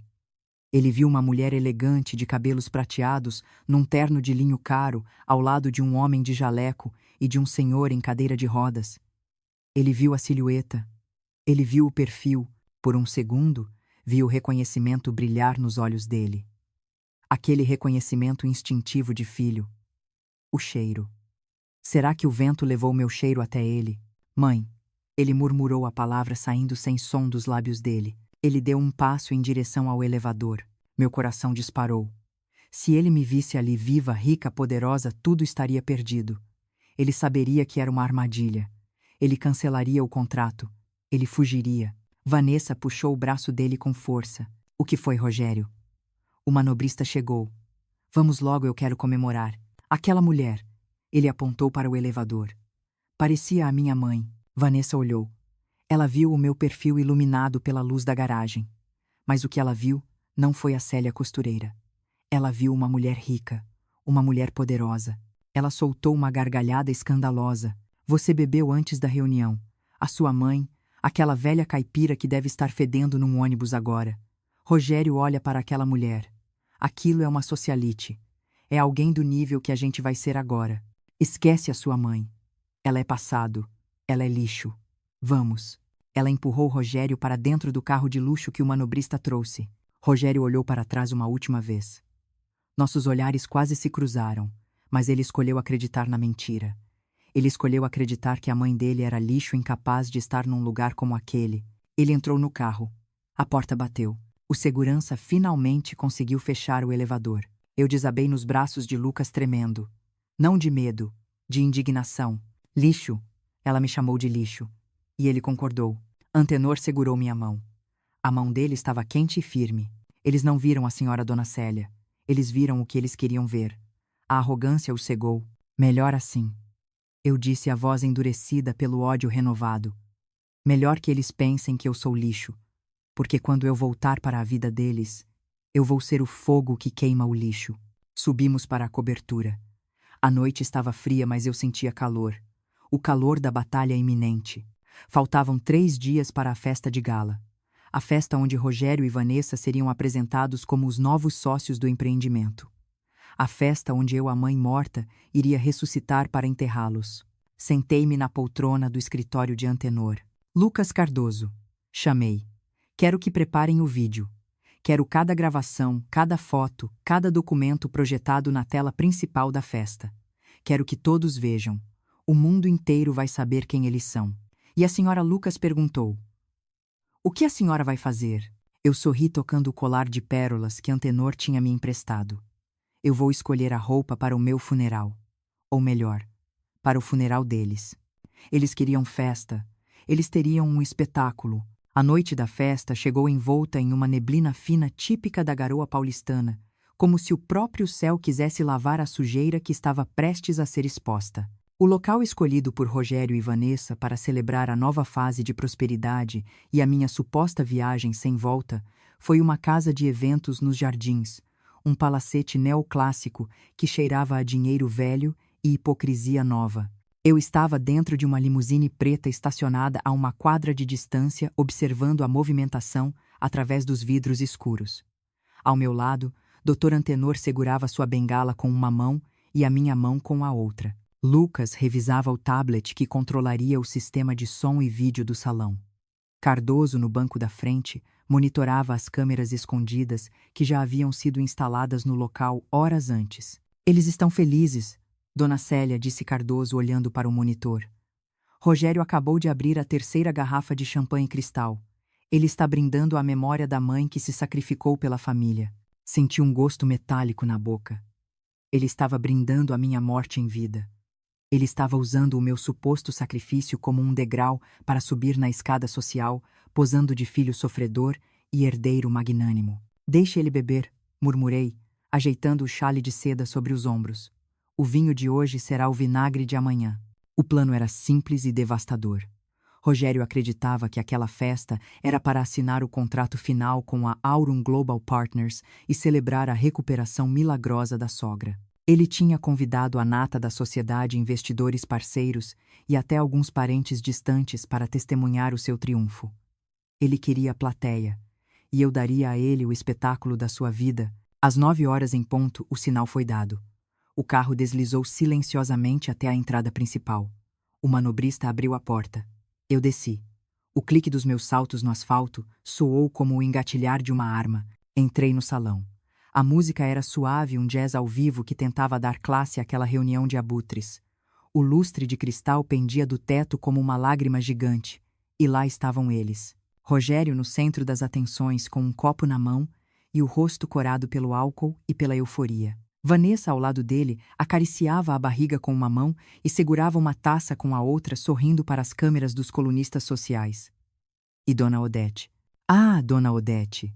Estava sentada em um trono de veludo, recebendo cumprimentos como uma rainha que acaba de voltar de uma batalha, com o rosto esticado pelas plásticas pagas com o meu rim. Ninguém me notou a princípio. Eu era apenas mais uma senhora elegante num mar de gente rica. Mas então eu comecei a caminhar em direção ao palco. A multidão se abriu não por respeito, mas por curiosidade. Quem era aquela mulher de cabelos prateados e olhar de fogo? Rogério me viu quando eu estava a 5 metros dele. O copo de cristal escorregou dos dedos dele e se espatifou no chão, mas o som foi abafado pela música. A cor fugiu do rosto dele tão violentamente que achei que ele fosse desmaiar. Ele abriu a boca, mas nenhum som saiu. Era como se ele estivesse vendo um fantasma. Um fantasma que voltou do lixo para assombrá-lo. Vanessa seguiu o olhar do marido e engasgou. Dona Odete deixou cair o garfo no prato. A música parou. O silêncio se alastrou pelo salão como uma onda de choque. Boa noite, meu filho. Minha voz, amplificada pelo microfone que Lucas tinha acabado de ligar remotamente, preencheu cada canto da sala. Não tremi. Não gaguejei. Parece que você viu uma assombração. Mãe! Rogério sussurrou, a voz trêmula ecoando no silêncio mortal. Você devia estar morta, completei subindo os degraus do pequeno palco. No ônibus. No depósito de lixo onde você me deixou. Os convidados começaram a murmurar. Olhares confusos se cruzavam. Mas ele não disse que ela estava viajando para a Europa, alguém sussurrou. Ele não disse que ela estava numa clínica de repouso, disse outro. As mentiras de Rogério começaram a colidir umas com as outras. O que você está fazendo aqui? Vanessa sibilou, recuperando a compostura e avançando na minha direção como uma cobra pronta para o bote. Você está estragando a nossa noite. Seguranças. Tirem essa mulher daqui. Ela está senil. Ela fugiu da clínica. 2 seguranças se moveram, mas pararam imediatamente quando viram quem entrou logo atrás de mim. Dr. Antenor. O comendador.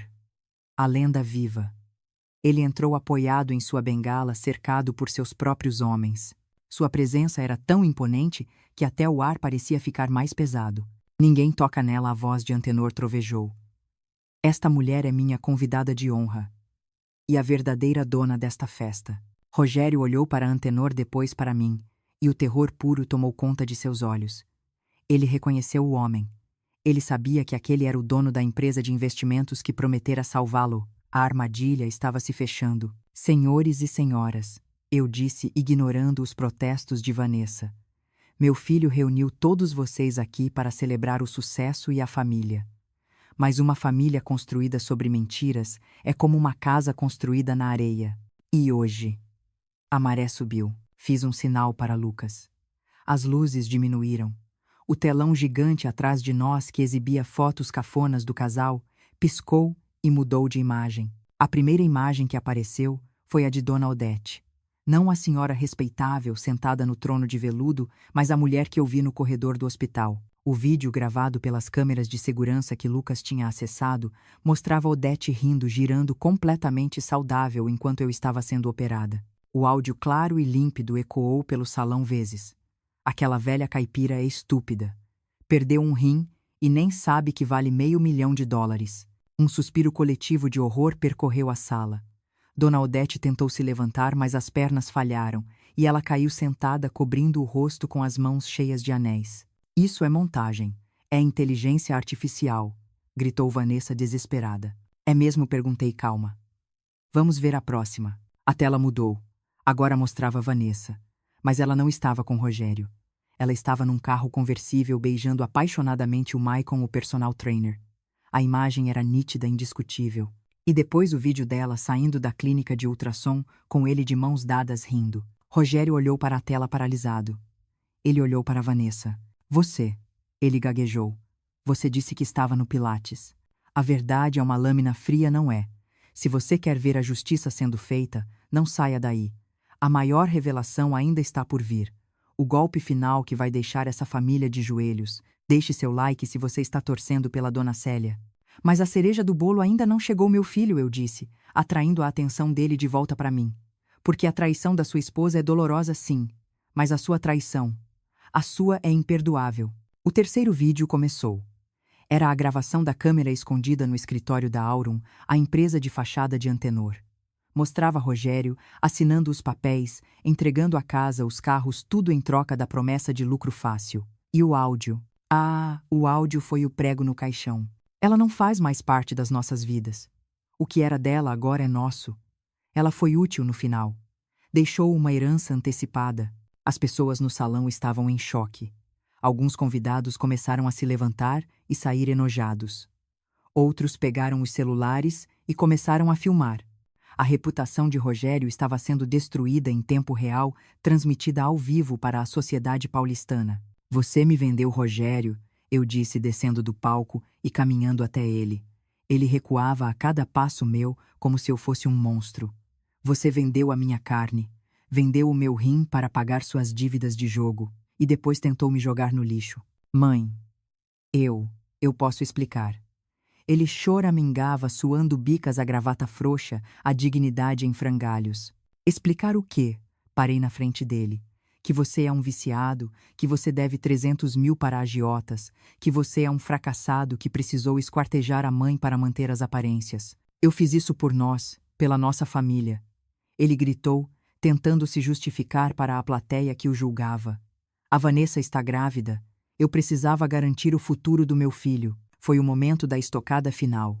O momento da faca. Tirei um envelope branco da minha bolsa. O último documento que Cardoso tinha conseguido naquela manhã. O seu filho. Perguntei com uma calma mortal. Rogério, olhe para mim. Olhe nos meus olhos. O preço da sua alma foi US$ 500.000, mas você sabe o que você comprou com isso. Joguei o envelope no peito dele. Abra. Ele abriu as mãos tremendo tanto que rasgou o papel. Leu o resultado do exame de DNA que havíamos conseguido através do material genético, coletado na clínica pré-natal, comparado com o fio de cabelo que peguei do travesseiro dele quando fui buscar minhas coisas. O que é isso? Ele sussurrou, os olhos vidrados. Isso é a prova, meu filho. Disse chegando bem perto do ouvido dele, para que só ele sentisse o peso total da minha voz. O neto pelo qual você me vendeu. O bebê que a Vanessa está carregando. Né, monsieur? Rogério soltou um som gutural, um uivo de animal ferido. Ele olhou para Vanessa, que estava encostada na parede pálida como um cadáver. É verdade. Ele rugiu, avançando para ela. É verdade. Vanessa não respondeu. Ela apenas chorou encolhida, derrotada. A mentira tinha acabado. Você vendeu a sua mãe para criar o filho do amante da sua esposa, finalizei sem piedade. Você perdeu tudo, Rogério.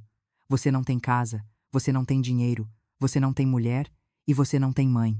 Ele caiu de joelhos no meio do salão, uivando, batendo os punhos no chão de mármore. Era uma cena patética e trágica. O homem que queria ser rei, reduzido a nada. Antenor se aproximou de mim e colocou a mão no meu ombro. Está feito, Célia, ele disse. A polícia está lá fora. Ouvimos a sirene se aproximando. As luzes azuis e vermelhas começaram a piscar através das janelas altas. Eu olhei para o meu filho destruído no chão.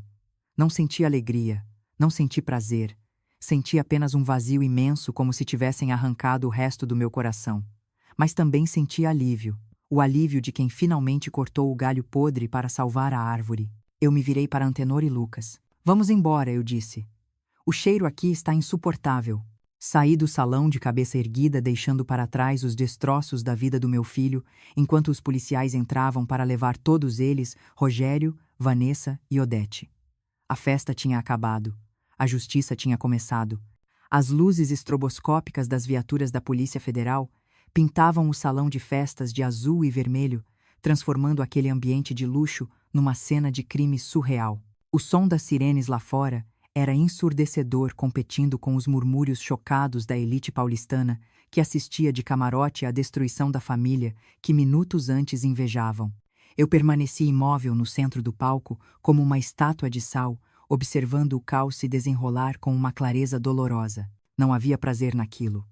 Havia apenas a necessidade cirúrgica de extirpar um câncer. O delegado, chefe, um homem alto, com distintivo no pescoço, entrou no salão seguido por 6 agentes. Eles não vieram para conversar, vieram para cumprir mandados. Adrã. Fernanda foi ao encontro deles, entregando a pasta preta, que continha a materialidade de todos os crimes: o tráfico de órgãos, o estelionato, a lavagem de dinheiro, a formação de quadrilha. Rogério ainda estava no chão de joelhos, olhando para o vazio. Ele parecia uma criança que quebrou o brinquedo favorito e não sabe como consertar. Mas Vanessa era um animal selvagem encurralado. Quando viu os agentes se aproximando, ela tentou a última e mais vil cartada de sua vida miserável. Ela apontou o dedo com a unha de gel perfeitamente feita para o rosto do meu filho. Foi ele. Ela gritou, a voz histérica rasgando o ar. Eu não sabia de nada. Ele me obrigou. Ele disse que a mãe tinha concordado. Eu sou uma vítima. Eu estou grávida. Vocês não podem prender uma mulher grávida. Rogério levantou a cabeça lentamente. O choque nos olhos dele era palpável. A mulher por quem ele tinha vendido a própria mãe, a mulher por quem ele tinha se endividado até o pescoço, estava jogando-o aos leões sem piscar. Vítima, Rogério sussurrou a voz, ganhando força pela indignação. Você planejou tudo. Você achou o comprador. Você gastou o dinheiro. Cale a boca, seu fracassado.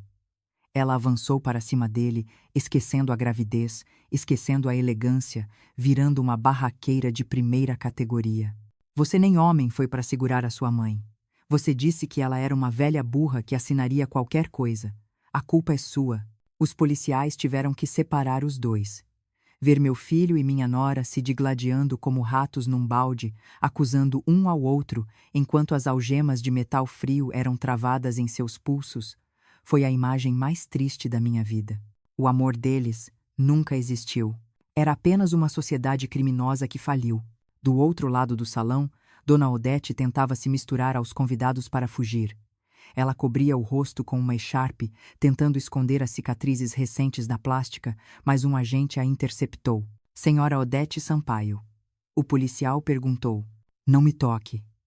Eu sou uma senhora de respeito. Eu estou convalescendo. Ela gritou a voz fanhosa por causa do nariz recém-operado. A senhora está presa por coautoria em tráfico de órgãos e falsidade ideológica. E a propósito, o policial arrancou a echarpe da mão dela. A senhora não parece nada doente para quem precisava de um rim ontem. Odete foi algemada. Ela olhou para mim com um ódio que queimaria o inferno. Sua costureira maldita. Você arruinou a minha vida. Eu vou te processar. Eu tenho amigos influentes. A senhora não tem mais nada, Odete. Eu disse, minha voz projetada pelo microfone, que eu ainda segurava, fazendo questão que todos ouvissem. A senhora gastou o dinheiro do meu rim no seu rosto.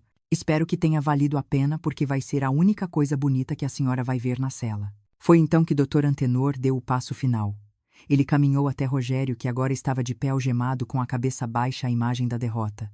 O comendador parou na frente dele, apoiado em sua bengala, exalando poder. Levante a cabeça, rapaz, Antenor ordenou. Rogério obedeceu, os olhos vermelhos de choro. O senhor é o dono da Aurum. O investimento. Rogério gaguejou, uma última esperança brilhando nos olhos, a esperança de que o dinheiro ainda estivesse salvo. A Aurum Global Partners sou eu. Antenor disse com um sorriso de gelo. E o contrato que você assinou há 3 dias, aquele em que você deu sua casa, seus carros e todo o seu dinheiro como garantia. Sim, o aporte. Nós vamos ficar ricos. Rogério balbuciou delirante. Aquele contrato tem uma cláusula de vencimento antecipado em caso de fraude ou investigação criminal. Antenor tirou um documento do bolso interno do paletó. Como você acaba de ser preso, a cláusula foi ativada automaticamente há 10 minutos. O mundo de Rogério parou. Eu vi o momento exato em que a alma dele saiu do corpo. O quê? O que isso significa? Significa que a casa onde você mora não é mais sua. Os carros na garagem não são mais seus. E o dinheiro que restava na conta já foi transferido para o fundo de compensação da minha empresa. Antenor chegou bem perto do rosto dele. Você não tem nada, Rogério. Você vai para a cadeia como um indigente. E quando sair, se sair, vai dever até a roupa do corpo. O golpe foi brutal. Rogério cambaleou. Ele olhou para Vanessa, que estava sendo arrastada pelos policiais gritando obscenidades. Olhou para Odete. E então ele olhou para mim. A ficha caiu. O peso da realidade esmagou a espinha dorsal dele. Ele percebeu que a única pessoa no mundo que poderia salvá-lo, a única que sempre o salvou, era a mulher que ele tinha tentado matar. Num movimento desesperado, ele se jogou no chão tentando se arrastar até mim, mas o policial o segurou pela gola do paletó. Mãe! Ele gritou. Um grito agudo infantil apavorado. Mãe! Pelo amor de Deus, não deixa eles me levarem. Mãe! Sou eu, o seu menino, o seu Rogério. O salão prendeu a respiração. Era o momento da verdade, o momento em que a mãe costuma ceder, o momento em que o coração fala mais alto que a razão. Eu vi os olhos dos convidados em mim. Eles esperavam a clemência. Esperavam que a dona Célia Boazinha aparecesse. Estamos no ponto sem retorno. Fique até o fim para a grande revelação. Você acha que Célia foi longe demais ou foi pouco? A justiça tem um preço e alguém vai ter que pagar. Caminhei até ele. Meus sapatos de salto clicaram no mármore. Parei a meio metro do meu filho. Ele chorava copiosamente, o ranho escorrendo pelo nariz, a imagem da dignidade perdida. Mãe. Ele soluçou, estendendo as mãos algemadas na minha direção. Eu errei, mãe. Eu sei que errei. Mas eu sou seu filho. Você prometeu que nunca ia me abandonar. Você disse que me amava mais que tudo. Me ajuda, mãe. Fala com eles. Paga a fiança. Eu faço o que a senhora quiser. Eu viro seu empregado. Eu lavo o chão da fábrica. Mas não me deixa ir para a cadeia. Eu tenho medo, mãe. Olhei para ele. Olhei fundo naqueles olhos castanhos que eram idênticos aos meus. Lembrei-me dele com febre aos 5 anos. Lembrei-me dele aprendendo a andar de bicicleta. Lembrei-me do cheiro de talco que ele tinha quando bebê. Mas também lembrei do gosto do vômito quando ele me forçou a engolir arsênico. Lembrei do cheiro de mofo do depósito. Lembrei do sorriso dele ao dizer que eu era um lastro. O amor de mãe é infinito, dizem. Mas a dignidade de uma mulher tem limite. E o meu limite tinha sido ultrapassado, estuprado e vendido por $500.000. Abaixei-me lentamente, ficando na altura dos olhos dele. Minha expressão era serena, quase triste, mas meus olhos estavam secos como o deserto. Rogério. Minha voz saiu suave. Você está me confundindo com alguém. Ele parou de chorar por um segundo confuso. Como assim sou eu, mãe? A sua mãe. A Célia costureira que fazia bolo de fubá e perdoava tudo. Toquei o rosto dele com a ponta dos dedos, um toque leve de despedida. Ela morreu. Você matou ela. Você a matou no dia em que assinou aquele papel. Você a matou gota a gota com veneno. Você a matou quando a jogou num depósito de lixo. Não. Mãe não fala isso. Ele choramingou. A mulher que está na sua frente não é sua mãe. Eu me levantei imponente alisando meu vestido. Eu sou Amélia Torres, a dona desta empresa, a mulher que você tentou destruir, e eu não conheço você. Você é apenas um estranho que cometeu um crime contra mim. E estranhos que cometem crimes vão para a cadeia. Mãe, ele gritou, tentando se soltar. Você não pode fazer isso. É sangue do seu sangue. O sangue que você tem nas veias. Respondi virando as costas. Você vendeu. Agora, lide com a anemia. Fiz um sinal para o delegado. Podem levá-los. Todos eles. Os policiais arrastaram Rogério para fora. Ele gritava, esperneava, chamava meu nome, invocava Deus, invocava o pai morto. Mas eu não olhei para trás. Nem uma única vez. Eu fixei meus olhos no Dr. Antenor e no Lucas, que estavam ao fundo, me olhando com orgulho e tristeza. Eles sabiam o que aquilo tinha me custado.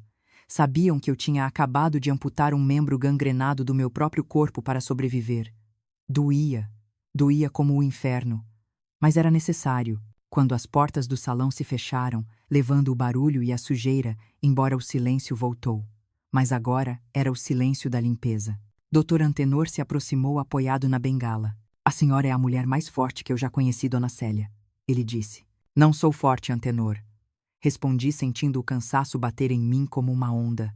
Eu sou apenas uma mãe que cansou de ser vítima. E agora Lucas perguntou, segurando meu braço.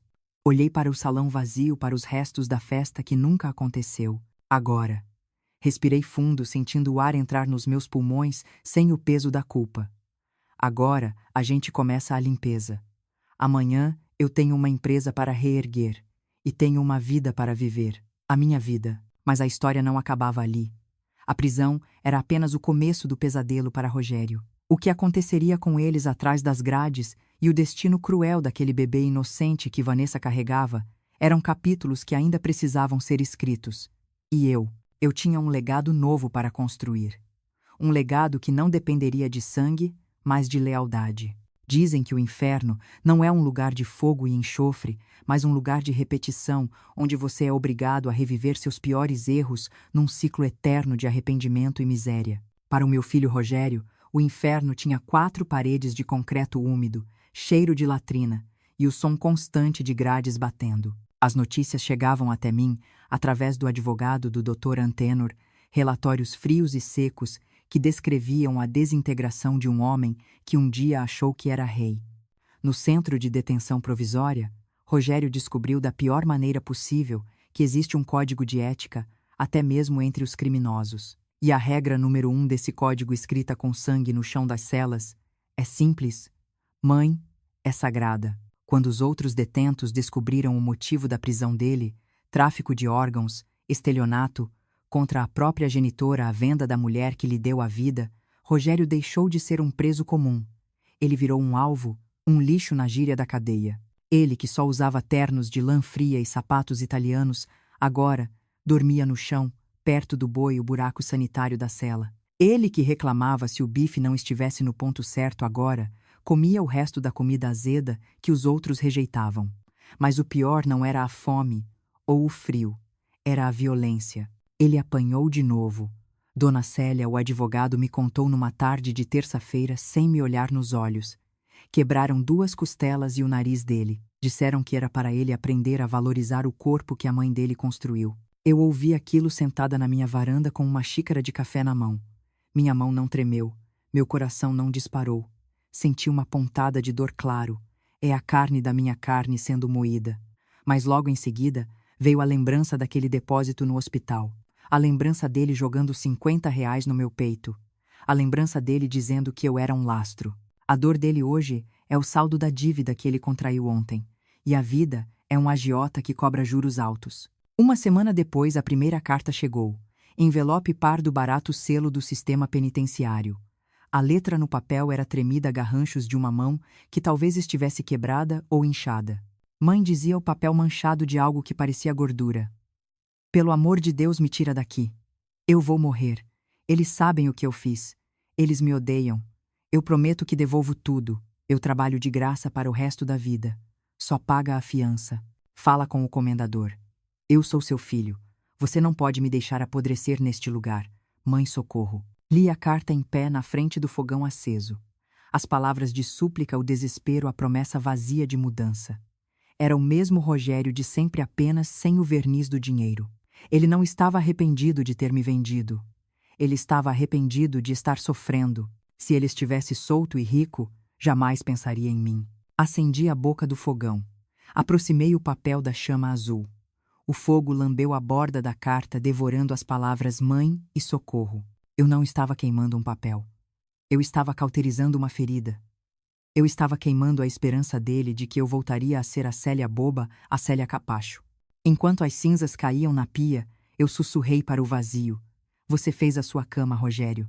Agora deite nela. Mas, se o destino de Rogério era brutal, o de Vanessa foi uma tragédia grega escrita com a tinta da ironia. Ela foi levada para a penitenciária feminina.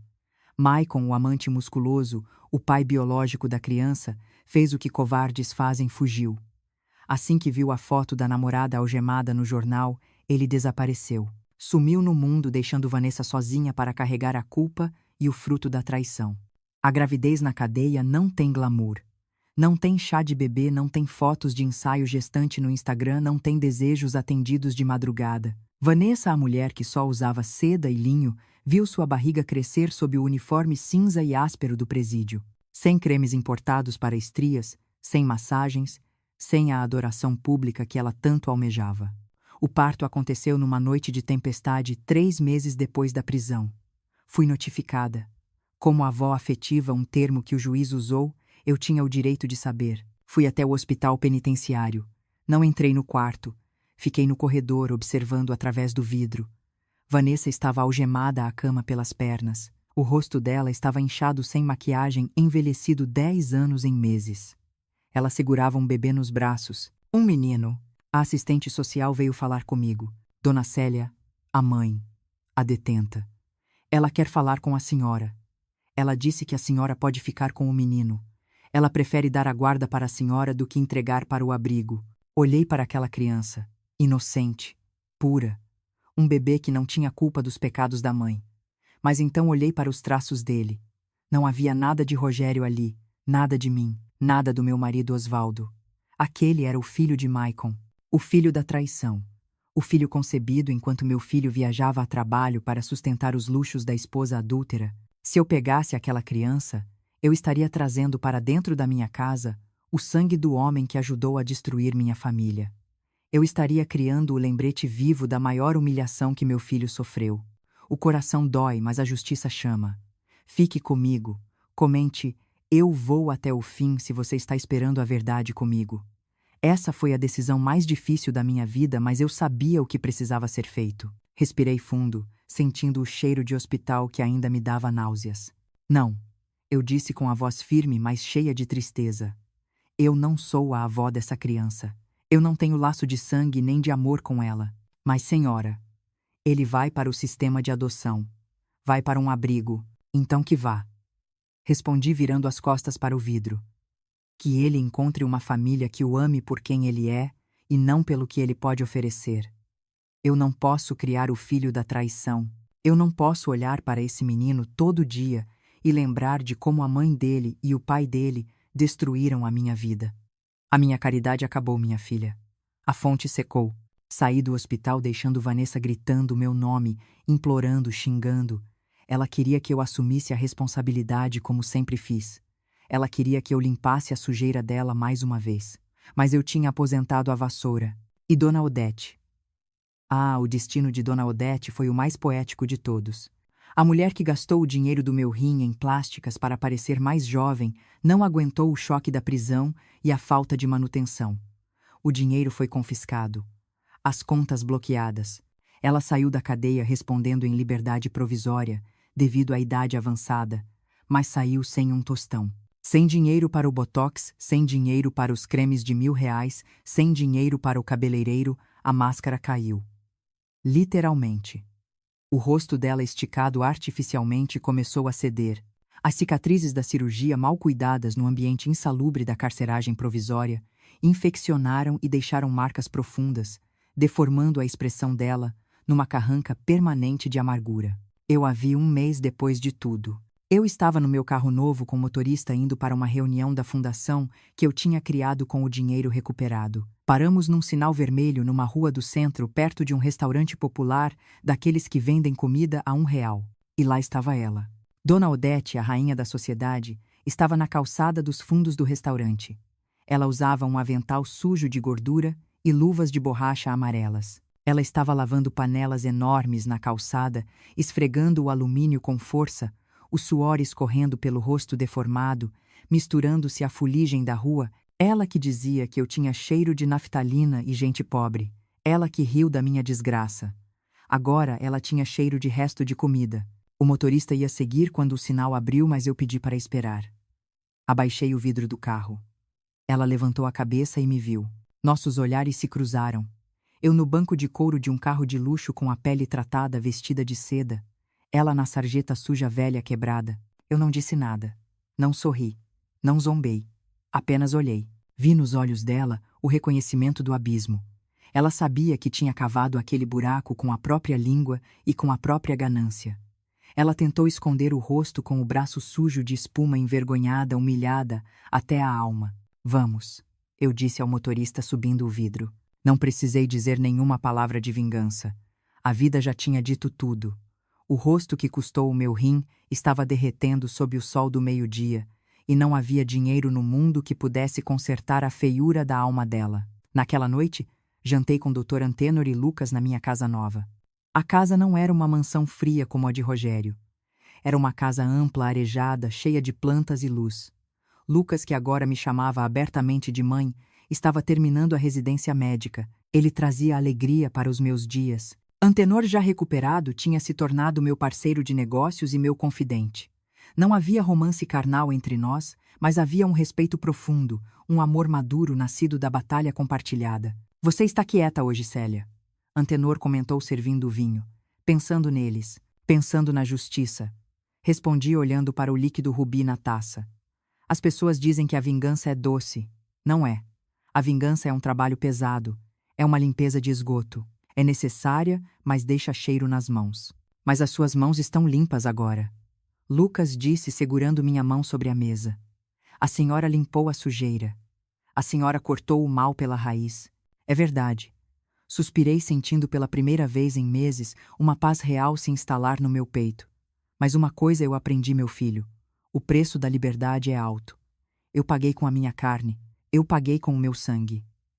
Mas olhando para vocês dois, olhando para a vida que eu tenho agora, levantei a taça para um brinde. Eu pagaria tudo de novo. Porque a Célia, que morreu naquele hospital, precisava morrer para que esta Célia pudesse nascer. A tempestade tinha passado. Os destroços tinham sido varridos. Rogério estava onde merecia. Vanessa e Odete também. E eu. Eu estava apenas começando a viver. E o meu legado, o verdadeiro legado, não seria de dinheiro ou propriedades, seria de força. Seria a história da mulher que foi vendida e voltou para comprar o mundo. Parte 10, o renascimento. Quantidade de palavras 1295. Dizem que o tempo é o senhor da razão, mas eu descobri que o tempo é, na verdade, um carrasco silencioso para quem vive de mentiras. 5 anos se passaram desde aquela noite fatídica no salão de festas, 5 anos desde que eu arranquei as ervas daninhas do meu jardim para que as flores pudessem finalmente respirar. E enquanto eu bebo meu café fresco na varanda da minha nova casa, olhando para o horizonte dourado de São Paulo, as notícias chegam até mim. Não como fofocas, mas como o eco final de uma justiça que tardou, mas não falhou. A primeira carta de Rogério chegou 6 meses depois da prisão. O papel era áspero, barato, engordurado. A letra antes firme e arrogante de quem assinava cheques sem fundo, agora era trêmula, pequena, acovardada. Ele descrevia o inferno em detalhes que fariam qualquer mãe chorar, mas que em mim provocaram apenas um silêncio oco. Ele contava que na cadeia existe uma hierarquia brutal e que homens que traem a própria mãe estão no degrau mais baixo, junto com os ratos e as baratas. Eles me batem todos os dias, mãe, ele escreveu. Dizem que quem vende a mãe não merece comer. Eu durmo no chão molhado. Eu sinto frio. Eu sinto fome. Li aquelas palavras sentada na minha poltrona de veludo. Lembrei-me das noites em que fritei salgados para que ele tivesse o tênis da moda. Lembrei-me de quando ele jogou R$ 50 no meu peito recém-operado.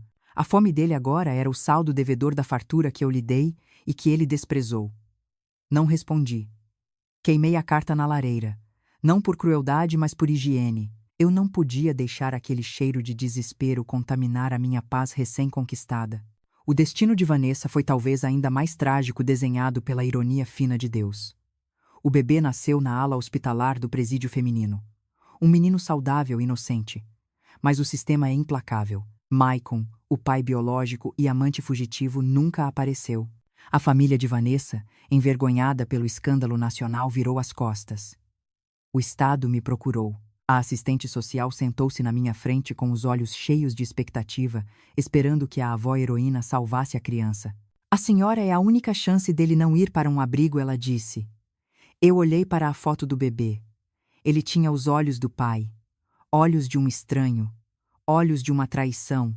Meu coração doeu uma pontada física, mas minha mente estava clara como cristal. Eu não sou a avó dele, respondi com a voz firme que aprendi a usar. Esse menino é filho da ganância e do adultério. Se eu o trouxer para minha casa, estarei trazendo o fantasma da mulher que tentou me matar. Eu estarei criando o lembrete diário da minha humilhação. Não posso. Minha caridade acabou no dia em que me abriram numa mesa de cirurgia. A assistente social me olhou com julgamento, mas eu sustentei o olhar. Ela não sabia o que era acordar num depósito de lixo.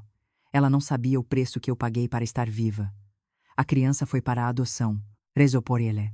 Rezo para que encontre uma família que o ame pela pessoa que ele é e não pelo que ele pode oferecer. Mas essa família não sou eu. Eu quebrei o ciclo. A maldição dos Torres e do Sandoval morreu ali. E Dona Odete? Ah, a vaidade tem um preço alto. Sem dinheiro para manter os procedimentos estéticos, sem os cremes importados, sem as clínicas de luxo, o rosto dela desmoronou. As cicatrizes das cirurgias mal curadas na prisão infeccionaram. Quando ela saiu em liberdade condicional, devido à idade avançada e saúde frágil, ela não era mais a rainha da sociedade. Era uma sombra deformada. Eu a vi uma única vez há 3 meses.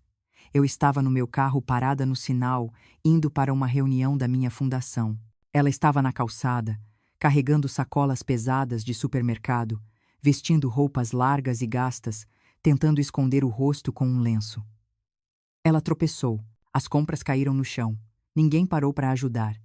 As pessoas passavam por cima ignorando a velha senhora caída. Eu poderia ter descido. Poderia ter ajudado. Afinal, eu tenho um rim a menos por causa dela. Mas eu apenas fechei o vidro do carro. Siga em frente, motorista, eu disse. Não era vingança. Era indiferença. O oposto do amor não é o ódio, é a indiferença. E Odete, para mim, tinha se tornado tão insignificante quanto a poeira na estrada. Minha vida, por outro lado, floresceu em solo fértil. Com o apoio financeiro e estratégico do comendador Antenor, transformei a Peças Torres em algo maior do que eu jamais sonhei. Mas não parei aí. Usei minha parte nos lucros para criar a Fundação Célia Torres, uma organização dedicada a acolher idosos vítimas de abuso financeiro e patrimonial. Todos os dias, eu recebo homens e mulheres que chegam quebrados, traídos pelos próprios filhos, roubados por quem deveria protegê-los. Eu olho nos olhos deles e digo: eu sei, eu entendo, mas a sua vida não acabou. A sua vida começa agora. Nós oferecemos advogados, psicólogos, abrigo e, acima de tudo, dignidade. Eu uso a minha cicatriz como um mapa de guerra. Eu levanto a blusa e mostro a marca do meu rim roubado e digo a eles: se eu sobrevivi a isso, vocês sobrevivem a qualquer coisa. E Lucas, meu querido Lucas, ele não é meu filho de sangue, mas é filho da minha alma. Ele terminou a especialização. Hoje é um dos anestesistas mais respeitados do país. No dia da formatura dele, eu estava lá na primeira fila, ao lado de Antenor. Quando chamaram o nome dele, ele não olhou para a plateia geral. Ele olhou para mim. Ele desceu do palco, veio até onde eu estava e me entregou o diploma. Isso é seu mãe, ele disse com a voz embargada. A senhora pagou por isso com aquele pão com leite há 30 anos. Nós choramos abraçados, um choro limpo de cura. Naquele momento, eu entendi que Deus tira, mas Deus também dá. Ele tirou um filho que não me merecia e me deu um filho que me honra. A família não é feita de DNA. A família é feita de lealdade, de presença, de cuidado mútuo. Lucas cuida da minha saúde, cuida dos meus negócios, cuida do meu coração. Ele nunca me pediu um centavo. Ele só pede a minha bênção. Antenor e eu encontramos um ritmo tranquilo de companheirismo. Não nos casamos. Não precisávamos de papéis para validar o respeito profundo que tínhamos um pelo outro. Ele é meu sócio, meu amigo, meu confidente. Nos fins de semana vamos para a fazenda dele. Eu sento na varanda, ele fuma o charuto dele, que os médicos proibiram, mas eu finjo que não vejo, e nós rimos. Rimos da ironia da vida. Rimos de como dois velhos inúteis derrubaram um império de mentiras. Você é perigosa, dona Célia, ele costuma dizer piscando um olho. Eu sou apenas justa. Comendador, eu respondo. E a justiça tem a mão pesada. Hoje, aos 67 anos, eu olho para o espelho e não vejo mais a costureira cansada. Vejo uma sobrevivente. A cicatriz na minha barriga não dói mais. Ela se tornou um lembrete constante de que eu sou dona de mim mesma. Eu fui vendida, mas eu me comprei de volta. Eu fui descartada, mas eu me reciclei em ouro. Às vezes, no silêncio da noite, eu ainda penso em Rogério. Não com saudade, mas com uma pena distante. Ele teve tudo. Teve o amor incondicional de uma mãe que daria a vida por ele. E ele trocou tudo isso por uma ilusão de poder. Ele está preso não apenas pelas grades da penitenciária, mas pela grade da própria consciência. Ele sabe em cada segundo do dia que a única pessoa que o amou de verdade é a pessoa que ele tentou destruir. E esse é o maior castigo que alguém pode carregar. O sol está se pondo agora, pintando o céu de laranja e roxo. A brisa da tarde traz o cheiro das minhas orquídeas. Lucas está chegando para o jantar. Ouço o carro dele na entrada. A vida é boa. A vida é plena. E eu estou viva. Se você chegou até aqui, eu quero te fazer um pedido final. Não olhe para a sua mãe ou para o seu pai como um banco ou como um estorbo. Olhe para eles como a fonte da sua vida. E se você é mãe ou pai, lembre-se: amar não é se anular. Amar não é aceitar o desrespeito. Você tem valor. Você tem força. E nunca jamais é tarde demais para retomar as rédeas da sua própria história. O pôr do sol traz a paz após a tempestade. Como está seu coração agora? Escreva uma palavra que define essa história para você nos comentários. Sua palavra pode ser a inspiração que alguém precisa ler hoje. Aviso final. Aviso importante. Contexto e ficção. 1. Obra de ficção. Esta é uma obra de ficção criada para fins de entretenimento e reflexão. Os personagens, nomes locais e incidentes são produtos da imaginação do autor ou usados de forma fictícia.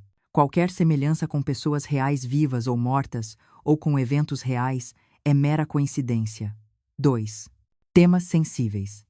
A história aborda temas pesados e sombrios, incluindo exploração financeira de idosos, tráfico de órgãos, violência psicológica, manipulação familiar e cárcere privado. Estes elementos foram utilizados para construir a narrativa dramática e não refletem necessariamente a conduta de profissionais de saúde ou familiares na vida real. 3. Realidade e alerta. Embora esta história seja inventada, infelizmente o abuso contra idosos, financeiro, psicológico e físico, é uma realidade triste em muitas sociedades. Crimes como os descritos na história são violações graves dos direitos humanos. 4. Busque ajuda. Se você ou alguém que você conhece está passando por situações de abuso, exploração ou violência doméstica, não sofra em silêncio. Existem leis e instituições dedicadas à proteção do idoso e das vítimas de violência. Procure as autoridades competentes, delegacias especializadas, o Ministério Público ou organizações de apoio em sua região. A denúncia é o primeiro passo para a proteção. Você não está sozinho a